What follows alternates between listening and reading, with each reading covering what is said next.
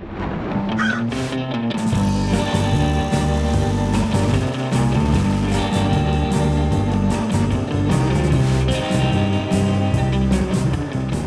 friends, I hope you're having a wonderful day today. Thank you so much for joining me in my lair. Oh my God, look at it, it's so cute. I'm so excited to be here. Welcome to my new podcast. It's called Dark History. Woo! So, maybe you're wondering why Dark History? Well, over on my YouTube, I do a series called Murder, Mystery, and Makeup, where I talk about a true crime story. It's been heavy on my noggin. Well, I've always considered myself to be a little curious cat. Meow. And over the last few years, while looking for true crime stories to talk about, I've come across so many stories throughout history that were just like, wow, almost unbelievable. Babe, this is murder, mystery, and makeup to the 10th degree. I mean, there were some wild shenanigans going down around here. Things that make you wonder, why in the world did nobody teach us this in school? Like, I'm talking large corporations being shady as hell, genocide, birth control, suspicious, zoot suit, syphilis. Oh, I'm talking about all the greats, baby. Syphilis? Greats. I said it. Now, I don't know everything, of course. I'm not here trying to pretend I do. So I've been reaching out for some insight from experts across different fields to help get these stories from history straight. It's uncomfortable, but it's the truth, and there's always so much to be learned from it. Okay, I will stop rambling and let's get into today's shady-ass story. So, not to start off super negative, but today's story affects all of us. I know it's kind of dramatic, but literally though. This happened to all of us and is still happening today. Today's story is about an experiment, a cover-up, a scandal, a poisoning, aqua divina. Not really, but I just had to add that in, Anyways, this story is about what can happen when a company is left unchecked with power, control, and some shadiness going on. Imagine for a moment your backyard. If you don't have a backyard, okay, imagine that you're outside in a yard, okay? You see the grass, a beautiful stream, water, there's some rocks. The sun is streaming down on it all. It's so beautiful. You enjoy this yard for many years. It's your yard, your own little personal heaven. There's cows mooing, birds chirping. You get it. It's nice out. Now imagine one day you step out onto your usual spot and you notice that the grass isn't as green as it used to be. The water in the stream isn't as clear as it once was. You don't hear the birds chirping, no cows mooing. There's now a darkness in your once happy spot. It's just not the same. Well, this, my friends, is what happened to Wilbur, tenant. In the 1980s, Wilbur had run his family farm with his siblings for years. Now, they weren't like crazy, wealthy people. These were small town cattle farmers. They lived a simple kind of life. But what they did have was a lot of bills and a lot of land. Eventually, Wilbur's family had decided to sell off some of their land to a nearby company, but they still ran the farm on the remaining property. It seemed like the right thing to do. They needed some money. It was a trusted company buying the land, and they really didn't have anything to lose at that point besides the land, So it worked out for them. One morning in the early 1990s, Wilbur is walking around the farm. He's checking on his cattle. He's doing his thing, shaboop shabap. Anyway, he's walking around his property and he notices something strange. There's a dead cow down near the lake, or the creek, whatever it's called, on his property. Now, it wasn't just normal dead. It was all sorts of funky. The poor cow had blood and foam coming out of its mouth and its nose. It's pretty uncomfortable to look at, even for Wilbur, who's been around farm animals all of his life. He's seen a dead cow or two, but he's never seen one that has died looking like that. So Wilbur got a little suspicious and starts paying closer attention to what's going on the farm. Now, Wilbur was putting some pieces together, okay? It's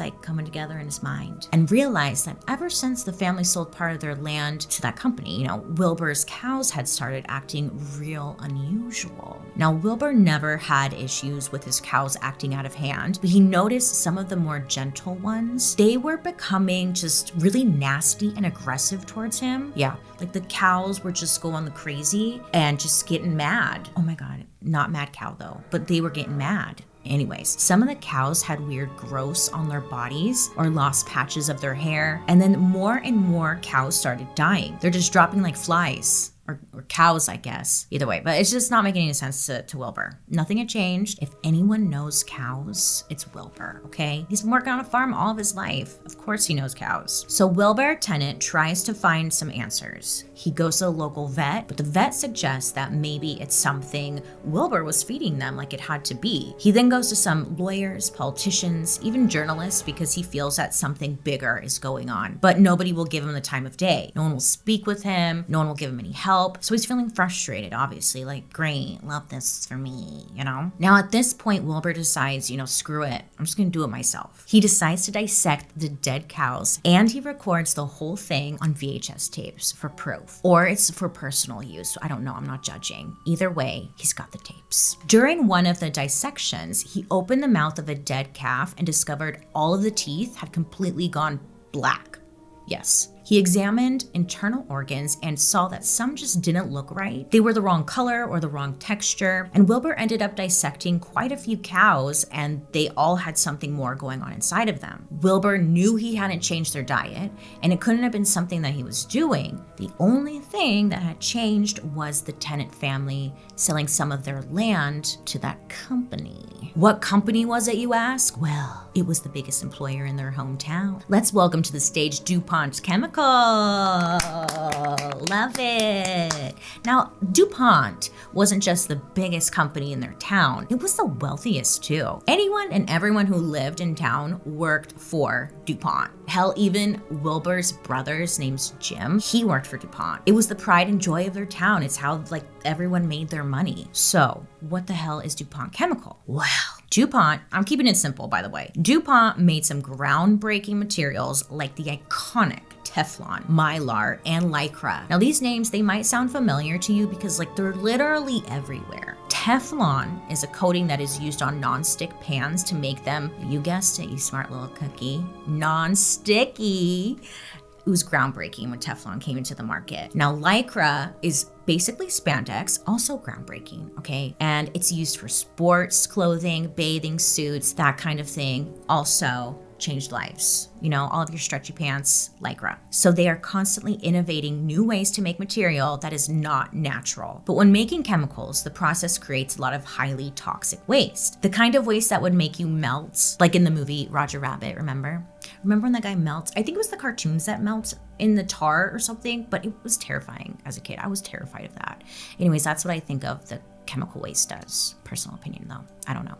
Anyways, so why did DuPont Chemical want the land anyway? It turned out that DuPont used the tenant farmland it bought as a landfill for the waste that was coming from its factory. People within the company, they named this area the Dry Run Landfill, which came from the name of the creek, the same creek that flowed into Wilbur Tenant's property, the same creek that these cows seem to be dying by. Now, ain't that some shit?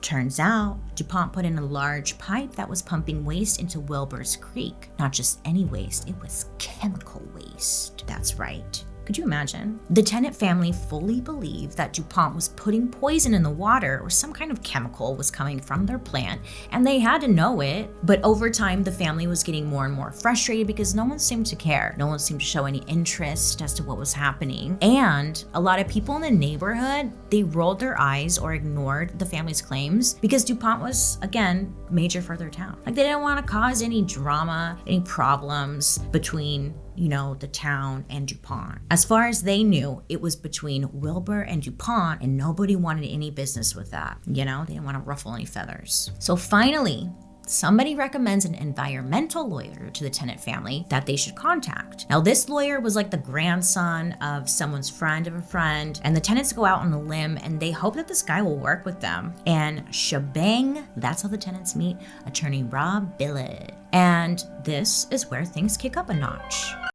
Rob Bilott was an environmental lawyer. He had just made partner at a law firm that pretty much only took on larger corporate clients. The law firm was called Taft, Stenius, and Hollister. I probably pronounced that wrong, but it's totally fine. It's funny because this firm and these lawyers were the kind of people that chemical companies would typically hire to defend against accusations that the tenants might make. It's just kind of ironic, I guess, Anyways, on top of that, DuPont had worked with this firm so many times before. So it almost seems like this is a bad idea for someone, like Rob, who wants to help out the tenant family. Now, it doesn't make obvious business sense to take on a case against people who could potentially be your future clients, But Rob had said that he had gotten into this specialty because he did want to do good in the world and he did want to make a difference. Plus, something about Wilbur's story just had really interested him, and Rob felt like he could really make a difference here. So that's nice. Aww. Rob had a background specifically in compliance with Environmental Protection Agency, or EPA regulations. He would help his clients manage their waste safely, or at least lawfully, I should say. But the point is that he knew very well the laws in this space, what companies did put out toxic waste, where they put it, is that legal, all that stuff. So with all that knowledge, plus a ton of VHS tapes, photos, and documents the tenant family had collected over the years, Rob Bilott decided to take on the case against DuPont Chemical. And in the summer of 1999, Rob files a federal suit against DuPont Chemical in the Southern District of West Virginia. Now, this is a big deal, okay? Wilbur starts to feel like this is finally gaining momentum, right? Like, he and his family are maybe finally going to get answers and get justice for what they've been through. I mean, they lost their farm. Well, they didn't. Okay, look, they lost like all of their cattle and whatnot, and that is how they made their money. So, they've lost it all pretty much, is what I'm saying. So Wilbur is on a high. He's like, yeah, we're doing it. But then seconds later, DuPont's in-house lawyer is like, no, stop. Actually, we did a study and it turns out that all your cows dying was actually your fault, not DuPont. Sorry. I mean, these lawyers are hired to protect this large corporation. What do you think they're gonna do? Just take responsibility? Oh, nay, my friends, nay. DuPont's lawyer, his name is Bernard. So Bernard says that DuPont and the EPA had done a study together of the property next to the tenant's farm. Now, they had 6 veterinarians, 3 that DuPont hired personally, and 3 that the EPA hired. So that should be fair, right? But the study said, according to Bernard and DuPont, that DuPont was not responsible for the deaths of the cows. These veterinarians said that Wilbur was responsible and had not given them proper care. So it was Wilbur's fault. He's like, get it together, Wilbur. That's not us, that's on you. They would go on to say that he was a bad farmer, he mistreated his cattle, that he must be blaming DuPont for some kind of financial gain. That selfish man, him. And I know what you're thinking. Wait, Bailey, I thought the EPA were the good guys. Nah, I'm just kidding. I know you don't know what the EPA is. So the Environmental Protection Agency, according to their website, is an independent executive agency of the United States federal government tasked with environmental protection matters. Super vague, but okay. Government agencies like the EPA have super close relationships with the companies and corporations in the same sector. Usually, these relationships involve money. And what I'm getting at is that the EPA was working alongside DuPont Chemical. They had a super intimate relationship. The EPA is supposed to be on top of DuPont, making sure that they are following the rules when it comes to their toxic-ass chemicals. But I don't know. We're asking too much of the EPA, apparently. So the tenants are feeling frustrated and also just really exhausted from all of this. They're facing a ton of backlash from the community because the family was going after DuPont. Do I have to tell you again? It keeps the town running. Like, how dare they? So people are just not happy with them. It's just drama. Oh my gosh, we could do like a whole drama series on it. Expose. But the family said that they would end up having to switch churches 4 times during all of this due to people being super unwelcoming to the tenants. Love thy neighbor. LOL. Anyway, this study wasn't making any sense to Wilbur and his family, and it felt a little suspicious. Like, how did DuPont Chemical have this study, quote unquote, ready so quickly? Did DuPont anticipate something like this might have happened, and just had the study ready to go? Well, back with Rob the lawyer, he decides to go hard through the massive amounts of papers, documents, records, VHS tapes from DuPont's files. Then one day while he's digging around doing his research, he finds a letter from DuPont to the EPA. Oh yeah, it's worth like a second look, right? What is this? This is a little weird. In the letter, it was mentioned by DuPont that there was a chemical substance found at their dry run landfill site, the one near Wilbur, remember? Yeah. Well, and this chemical substance was different. It was one that they had never recognized before. DuPont managed a ton of chemicals at their dump sites all day, every day. So coming across a chemical that they didn't recognize was different. This substance was called PFOA. Rob, the lawyer, he's like, yeah, what is PFOA? Yeah, I know. What is PFOA? He can't find anything on it in his usual resources. Not the library, not lists of regulated materials. It's just nowhere to be found. Finally, he gets in touch with a chemistry expert on the phone. He's like, bing, bing. Hey, this expert tells Rob, like, hey, I don't know what PFOA is. Okay, he's not familiar with it, but he was familiar with something similar, PFOS, which is the same thing, but it's like along the same lines, but it's not the same thing. It's so complicated. Like, chemistry is complicated, and I'm not going to try and like teach you chemistry right now, but it's kind of the same. Okay. Anyways, I think though that these companies, they use like all these acronyms, technical words, mumbo jumbo, because they don't want people like the tenants to understand what they're talking about. They don't want even like Rob, the lawyer, to understand. It's better for them to create confusion, make people think they're just stupid, or maybe that they just don't understand enough. But hey, what the hell do we know? So Rob, the lawyer, he goes to DuPont and he asks, like, what in the hell is PFOA? And that they needed to hand over all the information and materials related to PFOA. And DuPont's like, no, they refuse. Well, luckily, Rob, he is a lawyer. So he files a court order, which is granted to get DuPont to share their documents. DuPont wins douche of the year because they sent over dozens of boxes filled to the brim with countless documents. Just like they wanted the paperwork to be confusing, they wanted the materials to be overwhelming in number. This is how a company like DuPont can create darkness while seeming to operate in the light. They act like they're helping and doing the right thing. Here are the documents and all the evidence you need. Oh my God, we're amazing, you know? But the reality is they are burying and hiding the truth, knowing that whoever goes looking for it really has to work hard to find it. The truth, that is what we're talking about. The truth. It's hard to find. So it's now the year 2000, and Rob, the lawyer, he's been working hard sifting through all of these documents that DuPont Chemical had sent over. It's been months he's been going through all of the paperwork. Rob has been scanning and quickly reading the documents as best as he could. Eventually, though, like just going through tons and tons of information, Rob comes across a document that showed DuPont knew that this chemical, PFOA, was indeed coming from DuPont and that it was indeed dangerous. Not only were they acknowledging this, but it was clear to Rob that DuPont had known about this, like PFOA being dangerous, for a very long time. Now, remember Teflon? Super iconic invention that made your food not stick to your pan. Groundbreaking. Well, in order to make Teflon, you need the magic chemical PFOA. And DuPont began using more and more PFOA. They were educated on the specific ways in which to dispose this chemical. Like, they were supposed to incinerate it, or they were supposed to send it off to a specific chemical waste facility, who then properly disposes it. Yeah, trying to get rid of waste is like a whole process. So, yeah.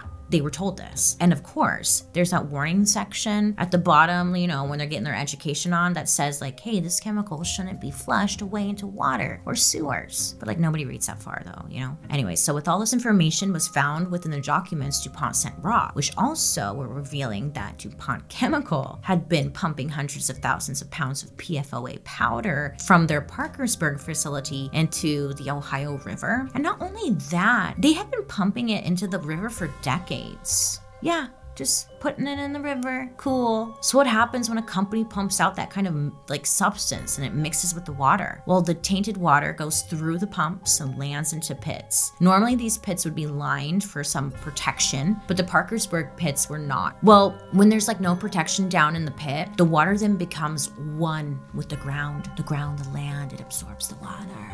And then when the tainted water from DuPont Chemical sat in those pits, it was absorbed right into the ground, baby, and it sank right into the local water supply, the drinking water supply for over 100,000 people in West Virginia. Now for Rob, the lawyer, this case went from the tenant family and their sad cows to now something that like affected a whole lot more people than they expected. It was clear that DuPont Chemical had all these instructions telling them how to get rid of PFOA properly, and they just didn't follow them. But Rob then then found records showing DuPont Chemical had done their own funded top secret medical study on PFOA and its effects on people for 40 years. They know a lot. According to their own study, DuPont knew that PFOA could increase the size of liver in rats, rabbits, and dogs. They knew that their Parkersburg employee had high concentrations of PFOA in their blood. Oh, and they decided not to tell the EPA or anyone about it. No, they're just too busy. DuPont knew PFOA could cause birth defects in rats. They ran tests on their employees' children. Yeah,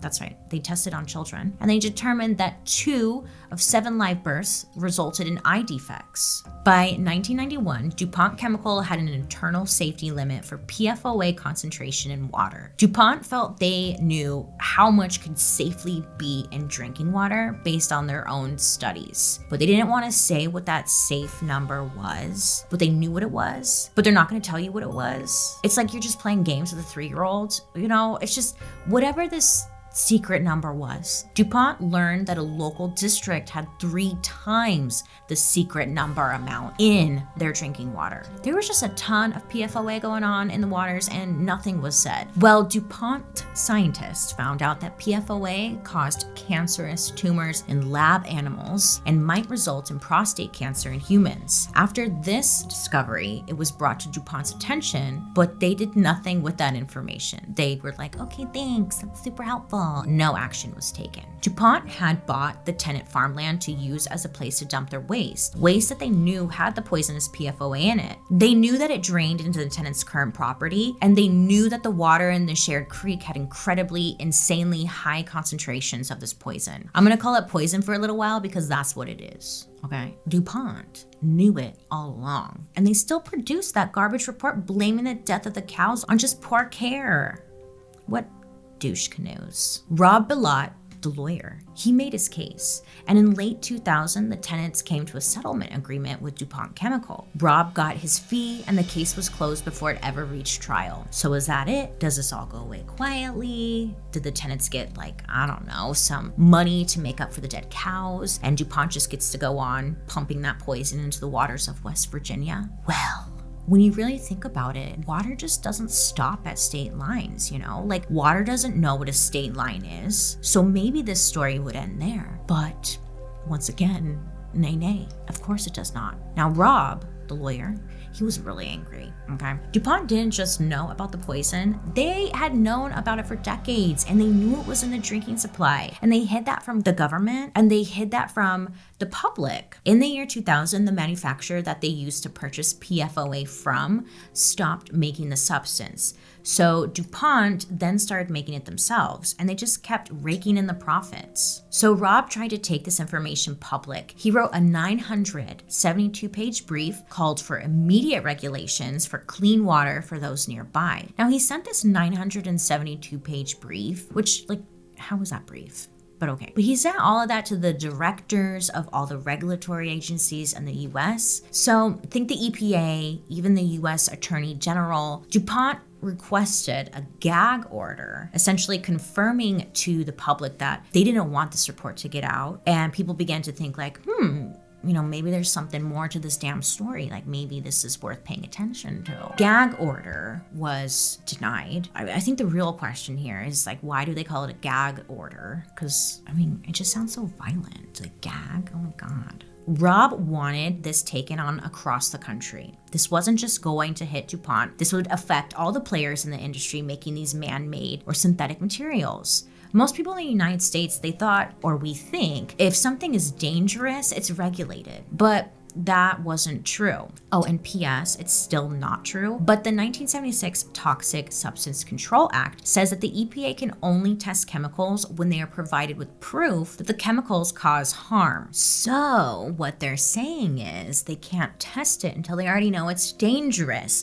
which makes a lot of sense. But the EPA isn't even in the business of making and finding new chemicals or new materials. These large companies are the ones doing that, right? They're the ones making it. So the companies have that information, and because of this law, the companies control the EPA's access to the proof that it's dangerous. You know what I'm saying? Like, they can hide the proof of harm and avoid EPA testing and avoiding regulations. You know, they don't want to follow the rules or regulations because that would just cost them money. I mean, look how cheap they are. They wouldn't even line their pits or properly dispose of the chemicals. I guess in order to make a lot of money, you have to cut a lot of corners. Green is such an ugly color, isn't it? In 2005, thanks to Rob, the lawyer, DuPont reached a $16.5 million settlement with the EPA after they were finally found in violation of the Toxic Substances Act. They paid the fine, which was the largest civil penalty the EPA had ever charged a company within its history. To someone like me and you, like, that seems like a lot of money, you know, don't get me wrong. 60 million, yeah, I'll take it.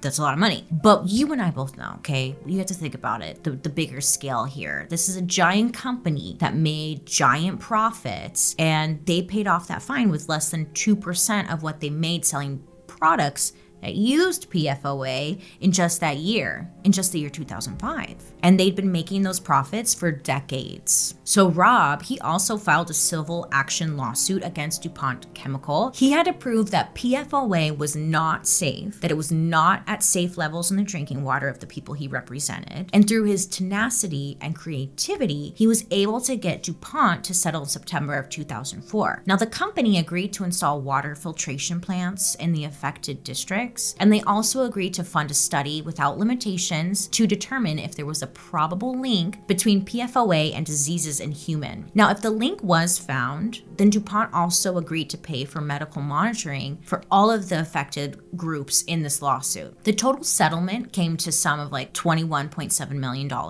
and the law firm didn't lose any money, and the districts had clean water. But there was a lot more to do. The lawyers, with the votes of all the people they represented, used the settlement money for medical testing and research, all of which DuPont had to foot the bill for, totaling around $33 million. So they do this big medical research study, and it ends up taking 7 years. So friends, the scientific study took quite some time, and during that time, a bunch of the class members, aka the people who were in the lawsuit, they were diagnosed with cancer, sadly. Wilbur, tenant, was also diagnosed with cancer, and then he would die from a heart attack. And then his wife, she also died of cancer 2 years later. The team of scientists began releasing results at the end of 2011. They found that there was a probable link between PFOA exposure and, get ready for this list, kidney cancer, testicular cancer, thyroid disease, high cholesterol, preeclampsia, ulcerative colitis, I nailed that one, pregnancy-induced hypertension, and elevated cholesterol levels. So it seems like Rob, the lawyer, he finally had his proof. PFOA was poison for sure. We should be calling this aquatofana, and it was literally everywhere, okay? You might be thinking to yourself, oh man, that's super sad, super messed up, and like, thank goodness I don't live in West Virginia, or like, thank God I wasn't around back then, woo! But I want you to know that if you are in the United States, nay, you, my friend, may have been affected. In 2002, the EPA found that it wasn't just drinking water, but also the general public at risk. Anyone who used Teflon pans to cook with, for example, the super iconic Teflon pans that were literally in every household also had PFOA. Yes. And it was being like cooked right into the food. You ate it. Not you, but like, you know, you might have. But not you. Anyways, the EPA also found out that PFOA had made its way into American blood banks. People were donating their blood, which, very nice of them, we applaud them. They didn't know that they had PFOA in their blood, and it was donated. So then, like, PFOA is just like, it's raining PFOA. By 2003, it was estimated that the average American adult had a concentration of PFOA in their blood of 4 to 5 parts per billion. In America today, nearly every person is likely to have PFOA in their blood. Yes, it's in you. Manufactured chemicals have been found in 94 different water districts across 27 different states, and they've been found, PFOA, it's been found in the blood of salmon, swordfish, sea turtles, sea lions, polar bears. I mean, the list can really go on here, So new studies on these types of chemicals appear all the time, and the evidence continues to suggest that these man-made chemicals have complex effects. In 2014, it was found that breastfeeding is a major source of exposure. Other studies found that exposure during infancy is associated with immune deficiency. Now, researchers in Italy, let me tell you, they found a link between exposure to these chemicals and lower sperm counts, lower sperm mobility, and shorter penises. Yeah. You heard me right. No need to rewind 15 seconds. Shorter penises. In October of 2016, 3,535 people filed personal injury lawsuits against DuPont chemicals. The first actually to go to trial was Carla Bartlett, I believe, who survived kidney cancer. Now, she was awarded $1.6 million. The company would pay out an additional $670 million to 3,550 people who were exposed to PFOA. Eventually, DuPont stopped producing and using PFOA in 2013. And the 5 other companies worldwide that used it also began phasing it out, which reminds me, I forgot to look up what those 5 other companies were. Oops. Go Google it. Let me know.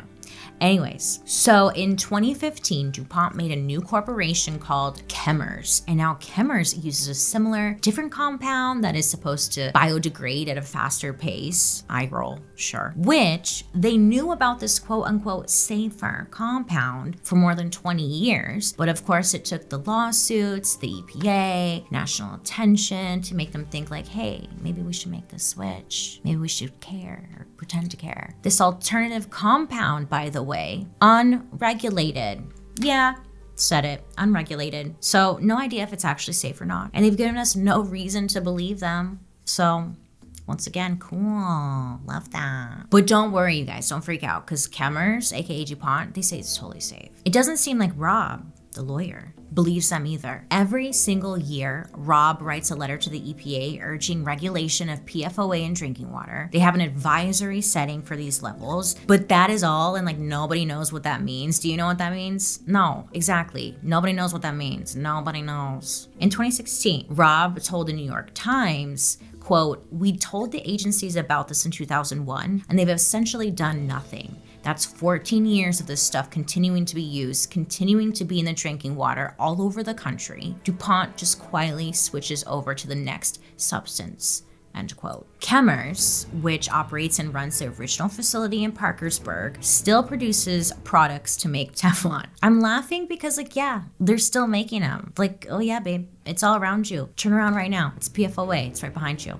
You know, like, it's everywhere. They're still producing it and still dumping it away. Oh, and more DuPont spin-off companies are out there, like Dow Inc. It's like we're in some weird Twilight Zone, you know? So people were concerned and following closely the DuPont chemical case, but the message so far was DuPont did something bad, they paid a fine, they did some testing and like found a backup, or they changed their name, moved things around, and no one went to jail. The end. You know, like that's what the story was. So anyways, these corporations learned the true power or true lack of power that regulatory agencies have in the United States. And in a world that mistrusts science, underfunds research, and allows for people to bounce back and forth between government jobs and corporate jobs in the same field, what chances do we have to stop the next DuPont chemical disaster? I mean, it's probably already happened, shit. Unfortunately, bad news for us, different variations of this poison are still in our drinking water. Yes, we are poisoned. And it's in everyday materials that you think of as second nature. Remember how I mentioned the story affects you? Well, it does,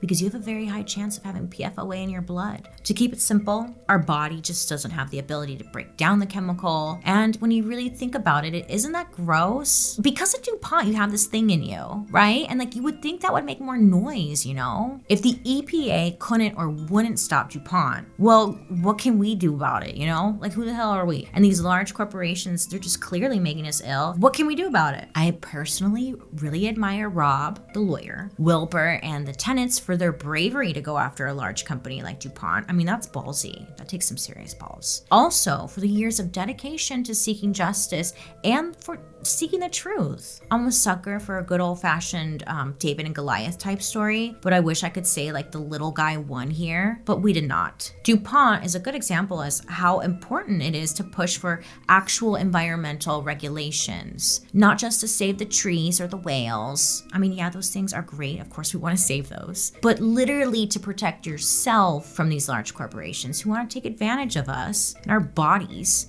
plus the lands that we live on. Look, you don't deserve to get poisoned over eggs not sticking to your pan. I just quickly want to take this moment and give a big thank you to DuPont Chemical for all of their beautiful secrets that have affected all of us. I appreciate that. Oh, also guys, you can totally blame your small member on DuPont. Just saying. It's an opportunity. When I first read about this story, I found it super fascinating because Rob uncovered a pretty large secret, right? DuPont was poisoning the water and all of us with the chemicals in their products. This was proven. And nothing happened. Why? This question literally keeps me up at night. We have these chemicals in our blood from products that we've been sold, and they've been proven to make people sick. I mean, isn't that enough? You would think, right? Isn't that a bit concerning to anybody? What do we do with this information? And honestly, I think that's a great question. I guess step one is bringing awareness, right? But if DuPont got away with poisoning all of us for so long, what could everyone else be hiding? And what can we do to stop this from happening again? I want to know. Because we need some answers here. We need a plan. Let's continue this conversation. Hop on over to Twitter using the hashtag Dark History and let me know what you think. Anyways, if you enjoyed this story, join me over on my YouTube where you can watch these episodes after the podcast airs and also catch my murder, mystery, and makeup, which drops every Monday. Now, I told you today it would be a little dark. It's in the title, so just get over it, okay? Anyways, thank you guys so much for hanging out with me today. I hope you have a wonderful rest of your day. You make good choices. Try to get some sleep tonight, even though you've been poisoned. And I'll talk to you next week. Bye. Okay, so what is it with companies and their secrets, right? Like every major company has vaults and vaults of stuff they don't want the world to know. I mean, that's fair. We all have secrets, and there's just some stuff that people will never understand. I get it, right? But there's always the shady stuff. I'm talking about like secret recipes and stuff.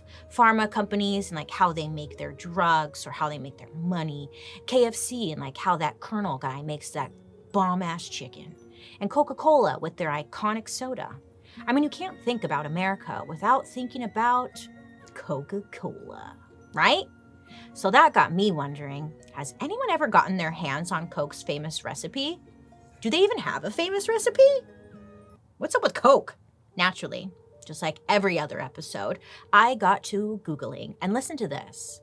First of all, the recipe for Coke is held behind the giant steel door of a multi-million-dollar vault. Very dramatic, right? And only 2 people on the whole entire planet currently know the exact recipe for Coca-Cola. And they are so special that they never fly together. That way, if one of the planes go down with one of the guys in it with the recipe, at least the other one's alive, They both can't die, because then we're gonna be screwed. Anyway, in 2006, a pissed off Coca-Cola employee tried to steal the recipe and sell it to their biggest competitor, Pepsi. Yeah, Pepsi. The whole story is like a spy novel full of lies, deceit, and confidential documents. Eventually, that Coke employee who tried selling the recipe to who he thought was a Pepsi executive, turns out that was an FBI agent. Whoops. Well, if you're gonna protect Coke as if it's some kind of national treasure, they gotta have some other secrets hiding in their vaults, right? Any salacious scandals we should know about Coca-Cola? Well, this story will shake up how you look at your favorite little innocent addiction, soda.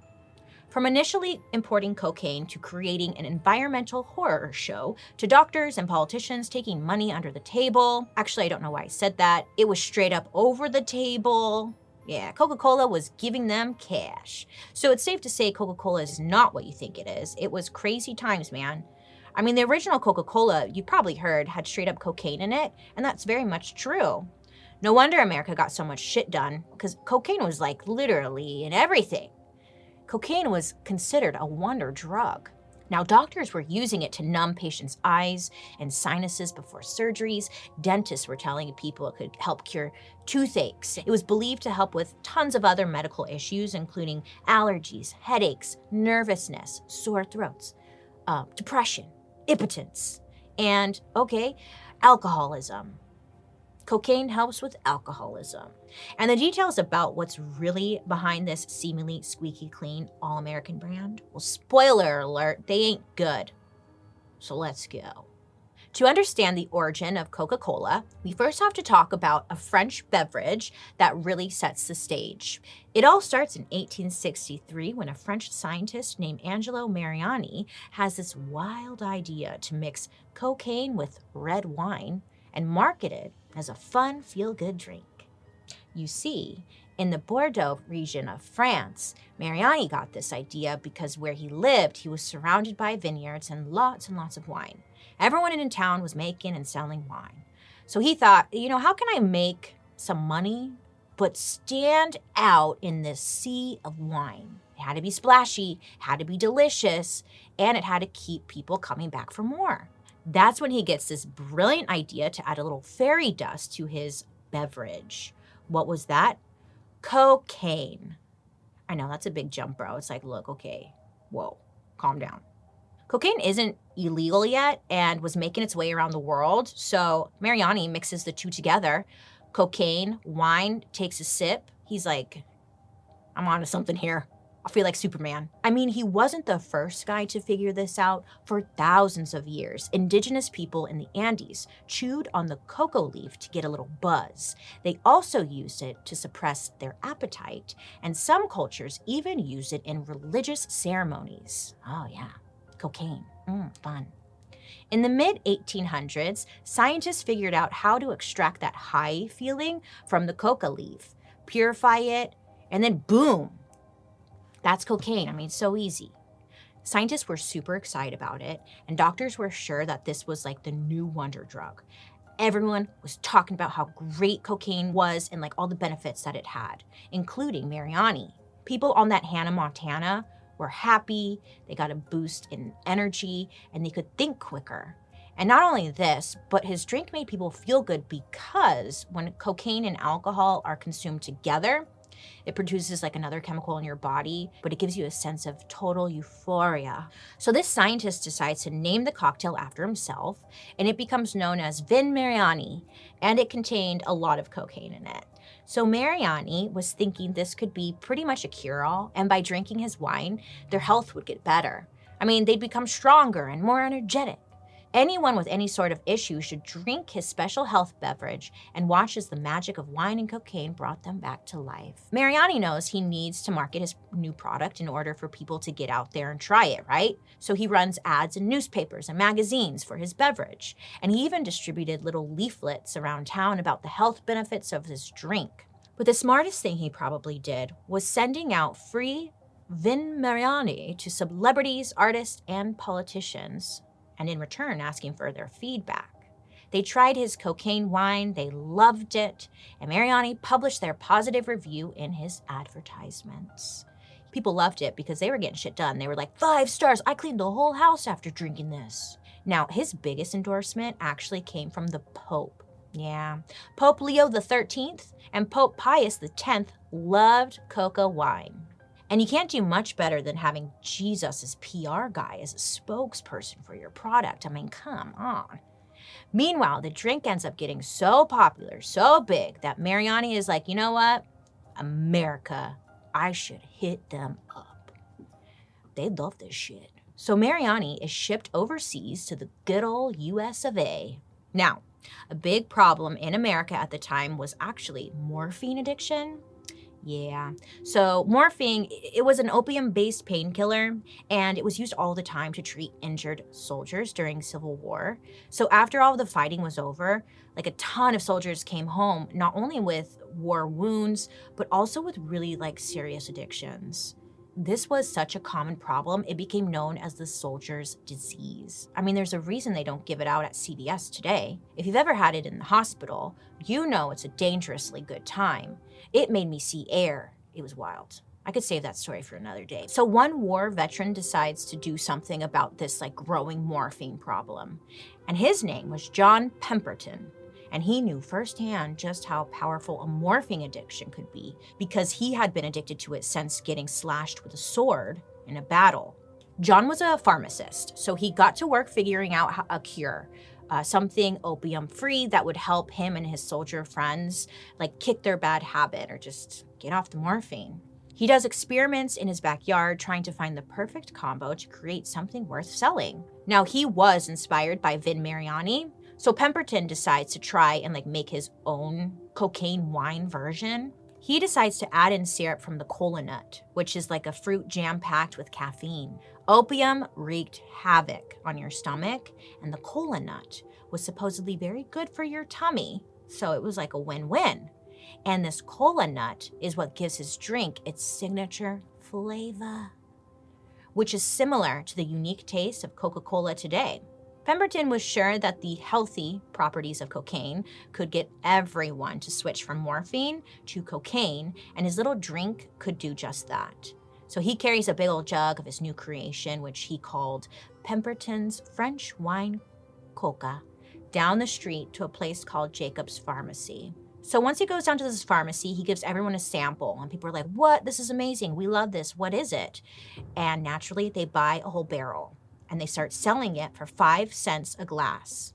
What a steal. He's not just selling this drink because it tastes good. He starts telling his people, you got to try this. It'll fix anything you got. Pemberton said his little wine coca was especially good at invigorating the sexual organs.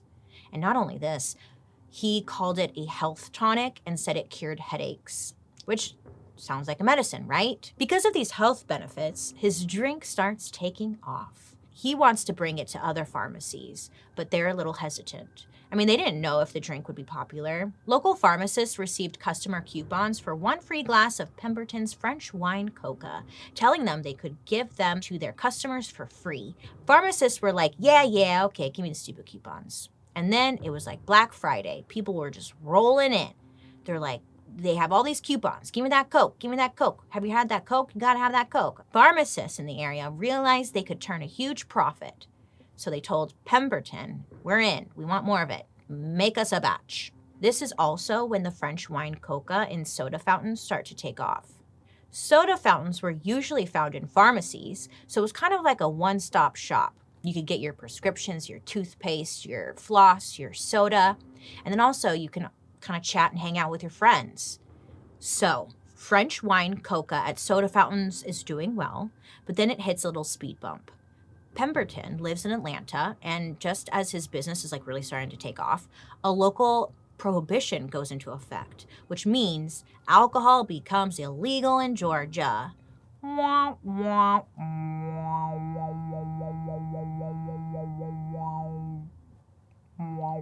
Alcohol, illegal. Cocaine, you're good. Wild times. So this is bad news. But Pemberton, he's not a quitter. He's like, that's okay. I can regroup. I can change the recipe. Yeah, I'm going to do that. And he does. He ends up replacing the wine with sugar syrup. Yeah, much healthier. He launches this revised recipe in 1886, and it's a total hit. But since the name is Pemberton's French Wine Coca, and there's no like booze in it, he's got to rebrand. He's got to change the name. And that's when Pemberton's business partner suggests a new brand name based on the 2 main ingredients, cocaine and cola nuts. Mush them together. What do you get? Coca-Cola. Yay! I was imagining we were all saying it together in our head. Yeah! You know. Okay, and I know what you're thinking. Bailey, shut up. Are you high? Yes. But cocaine was so common that you could just go to the store. You could go to Sears, okay? And you could get some cocaine tablets for like 50 cents a box. People thought it was just like tame, right? It wasn't harmful. It wasn't anything like cocaine we know today, but it was a nice boost. Years later, people would realize that the side effects of cocaine were actually causing a lot of problems. Damn it. They were too hopped up on cheap cocaine tablets to care, and probably too addicted. And that's actually a big theme of this episode, right? addiction. Because so far, if we do a recap, Coca-Cola was invented in America to cure an opium addiction, which leads to a bunch of people developing alcohol and cocaine addictions. And then sugar gets thrown into the mix, which, if you have a sweet tooth like me, you know sugar is the shit, and it's very addictive. Well, in 2016, a bunch of scientists ran some study and ended up getting a bunch of rats addicted to cocaine. And when the rats were given the choice between sugar and cocaine, the rats always picked sugar. That's how strong the urge for sugar can be. I guess moral of the story is we gotta do more cocaine, you guys. But all this addiction is great news for the creator of Coca-Cola, because if people are addicted to your product, they're just gonna keep on buying it. So Coke is on its way to becoming America's favorite drink. With the home base of operations in Atlanta, Pemberton gets his drink in front of some very important people, and Coca-Cola goes from being like a delicious drink in Georgia to getting like nationwide buzz. So we've got cocaine, we've got sugar, and basically we have the beginning of what will become America's #1 beverage. And what's not to love? I mean, it's totally legal and it makes you feel amazing, right? Well, by 1888, Pemberton's concoction was making waves in Georgia. I mean, people are buzzing about it. Everyone's talking, okay? And you know what happens when everyone talks. Everyone talks and things happen. And get this, around this time, Coke got a big endorsement. Not as big as the Pope, but pretty significant in the United States. Yeah, I mean, the Surgeon General of the United States Army, one of the nation's top doctors, gives a big old thumbs up to the medical use of cocaine. Love to see it. No, I'm just kidding. Everyone thinks I do drugs, and I really don't, but I might as well at this point. Everyone thinks I do. Being a perfect little angel is so boring. Anyway, so people are like, look, if it's good for the soldiers, then it's definitely good for us, right? Hell yeah, brother. Hell yeah, brother. So this very official green light from the government caught the attention of a slick businessman who had Pemberton and his creation on his radar. Sure did. So let me introduce you to a man named Asa Candler Griggs. This young man here, he loved Coca-Cola. But more than that, he saw how much everyone around him also loved Coca-Cola. And he was like, this is very interesting information I'm seeing right now. And this guy, he was a local businessman from a wealthy family. So he had like a lot of connections and a lot of money. When he sees the Coca-Cola stuff popping off, he wants in on it. Okay? He knows this is going to make him some money. He's seeing dollar signs. So he ends up taking a meeting with Pemberton, and they hit it off. The girls are laughing and giggling. And it went so well that Griggs buys part of the Coca-Cola company and becomes part owner. But being part owner wasn't enough for greedy Griggs. Nay. He actually buys the formula for Coca-Cola off of Pemberton because he saw the huge potential. And guess how much Pemberton sold it for? Guess. You're never going to guess this. No. He sold it for $2,300. Yeah. Which is about like $75,000 today. And think about it, like that's it. You know? Yeah. And think of like what Coca-Cola is today. Oh, poor guy. Anyways, Griggs, he made off. He was stoked, right? He got a hot diggity dog deal. And Griggs became the owner of what would become one of the most valuable brands the planet has ever seen. Okay, so Pemberton was still involved in the company, but sadly he developed a really horrible stomach illness, and his invention couldn't cure his morphine addiction, and he ended up passing away in like 1888. Pemberton's body was still warm when Griggs decided to come for everything. I mean, he bought the remaining portion of the company from Pemberton's family and became the sole owner of Coca-Cola. And in 1892, the Coca-Cola Company was officially born. Now, before I move on, I bet you're wondering, am I still doing Coke when I drink Coke? No, I'm sorry, you're not. You see, because of all of that good press about its magical health benefits, cocaine wasn't just in Coke. It was everywhere. It was easily accessible. So, I mean, it didn't take long for a whole bunch of people to get hooked on it, literally. By the early 1900s, some reports say that there were hundreds of thousands of cocaine addicts all over the country. Politicians and newspapers falsely blamed the crime in society on Black Americans. Now, we covered this in the crack versus cocaine episode, but people were saying some like crazy shit like cocaine made Black men more murderous. It's insanity. And this inspired a ton of racist laws. But I bring it up here because it was one of the reasons Coca-Cola began removing cocaine from their drink in 1903. Coke without cocaine didn't kill the brand. I mean, it actually took it to the next level. So this was kind of a good move, I guess. I don't know. Griggs, he was a ruthless, dirty, ugly businessman. And because of this, Coke thrived despite this recipe change. Now, he ended up shutting down any copycat cola beverages that would pop up. I mean, did it taste like Coke? Coca-Cola is coming after you. Was the font similar to Coke? Well, yeah, your ass was going to get sued real quick. They're going to come for me, aren't they? The reason they did this, or they went so hard, is because they wanted to make sure that there was only one Coca-Cola out there. This is when Coke gets smart with marketing. I mean, they were one of the first companies to have celebrities endorse their products. A famous singer/actress named Hilda Clark became one of the most famous faces of the brand, and people loved it. By 1895, people were drinking Coke in every state and territory in the United States. And as the country started to move towards being alcohol-free, Griggs immediately started marketing Coke as the perfect alternative to booze. I mean, it was delicious, it was refreshing, and it was American. Every few years, the company rolled out a new slogan to keep the brand's image fresh, which is pretty advanced for how long ago this was. And even though the slogans changed, it's not like the recipe was being improved or anything.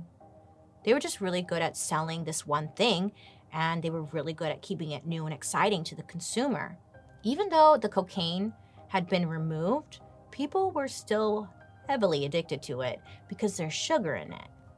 Remember that rat study? The rats went always back to the sugar. And if you're not catching on, we're the rats. Yeah. So Coca-Cola pulls out all the stops when it comes to advertising. And in 1901, they spent $100,000 on advertisements, which is like spending $3.5 million today. By 1911, they were spending more than $1 million per year. And guess what, baby? That sent sales through the damn roof. By 1917, Americans were buying a total of 3 million bottles of Coke per day. Damn! They were everywhere and in all parts of people's lives. To further advertise Coke, they would put it on like schoolhouse clocks so kids would see it every day when they looked at the time. Because, you know, kids are always looking at the time. I want to go home. They're going to see Coca-Cola. The company, they started taking out full-page ads in magazines and putting up like banners at pharmacies. They even partnered with the freaking Red Cross to make it seem like if you were chugging Coke, you were helping America or something like that, you know? I don't know, you were just helping. Yeah. Okay, so it's around this time that we start to see how the Coca-Cola spider starts spinning its web across America, sucking natural resources dry. The company taps into nearby water sources, guzzling millions of gallons of water meant for local towns and people. Why? Well, because the biggest ingredient in Coke is carbonated water, right? So Coke would like take local water already headed to the public. Then they would make it bubbly, add their secret ingredients, bottle it, and sell it for profit. So essentially, like, people were paying for water twice. And to keep up with demand, Coca-Cola starts tapping into bigger sources to get all of their ingredients. So, you know, like the water, the sugar, the cocoa leaf extract, etc., etc. At first, Coca-Cola was going to smaller suppliers and farms to get their ingredients, but those smaller operations couldn't keep up with Coke's growing demand. I mean, think about it. Farms can only produce so many coca leaves and cola nuts a year. So what would happen if Coke would basically take everything those suppliers had? I mean, they could like end up leaving those businesses totally depleted before moving on to someone bigger that could keep up.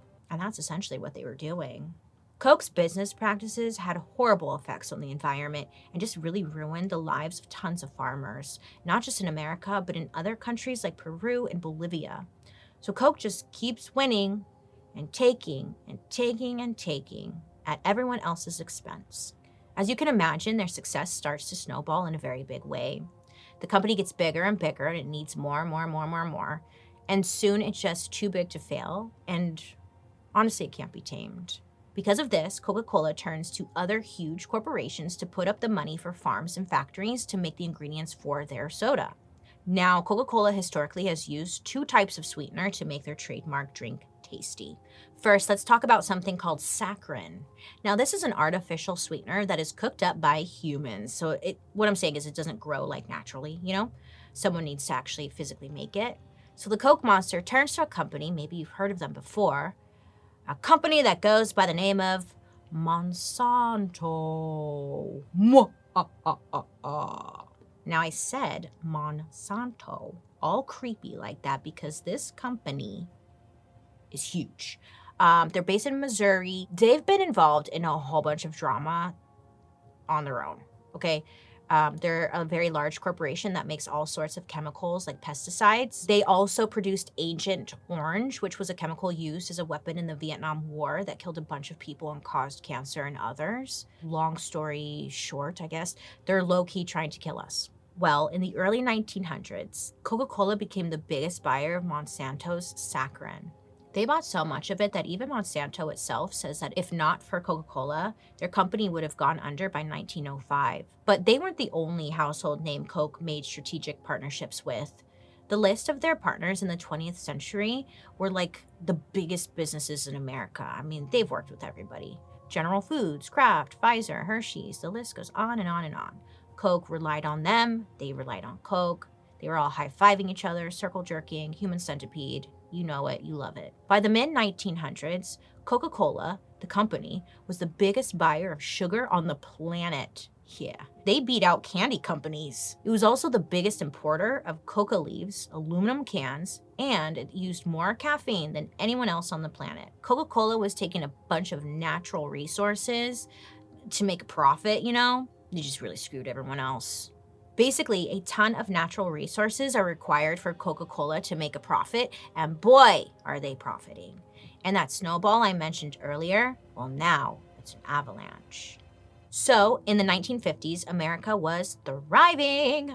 So this is when drinking Coca-Cola becomes something that's not only fun, but something that's a symbol of American pride. It's being sold as part of the American dream. I mean, having a barbecue, having friends over, cracking open a nice cold Coca-Cola, People would gather up the kids, load them into the station wagon, and go grab a bunch of sodas as a family. I guess essentially this could be seen as the golden age of soda.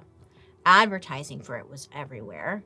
Coca-Cola went full glam and became the first product to be featured on the cover of Time magazine in 1950. Now, at this time, if you made it on the cover of Time, that means you made it, baby. Officially made it. You're a big deal.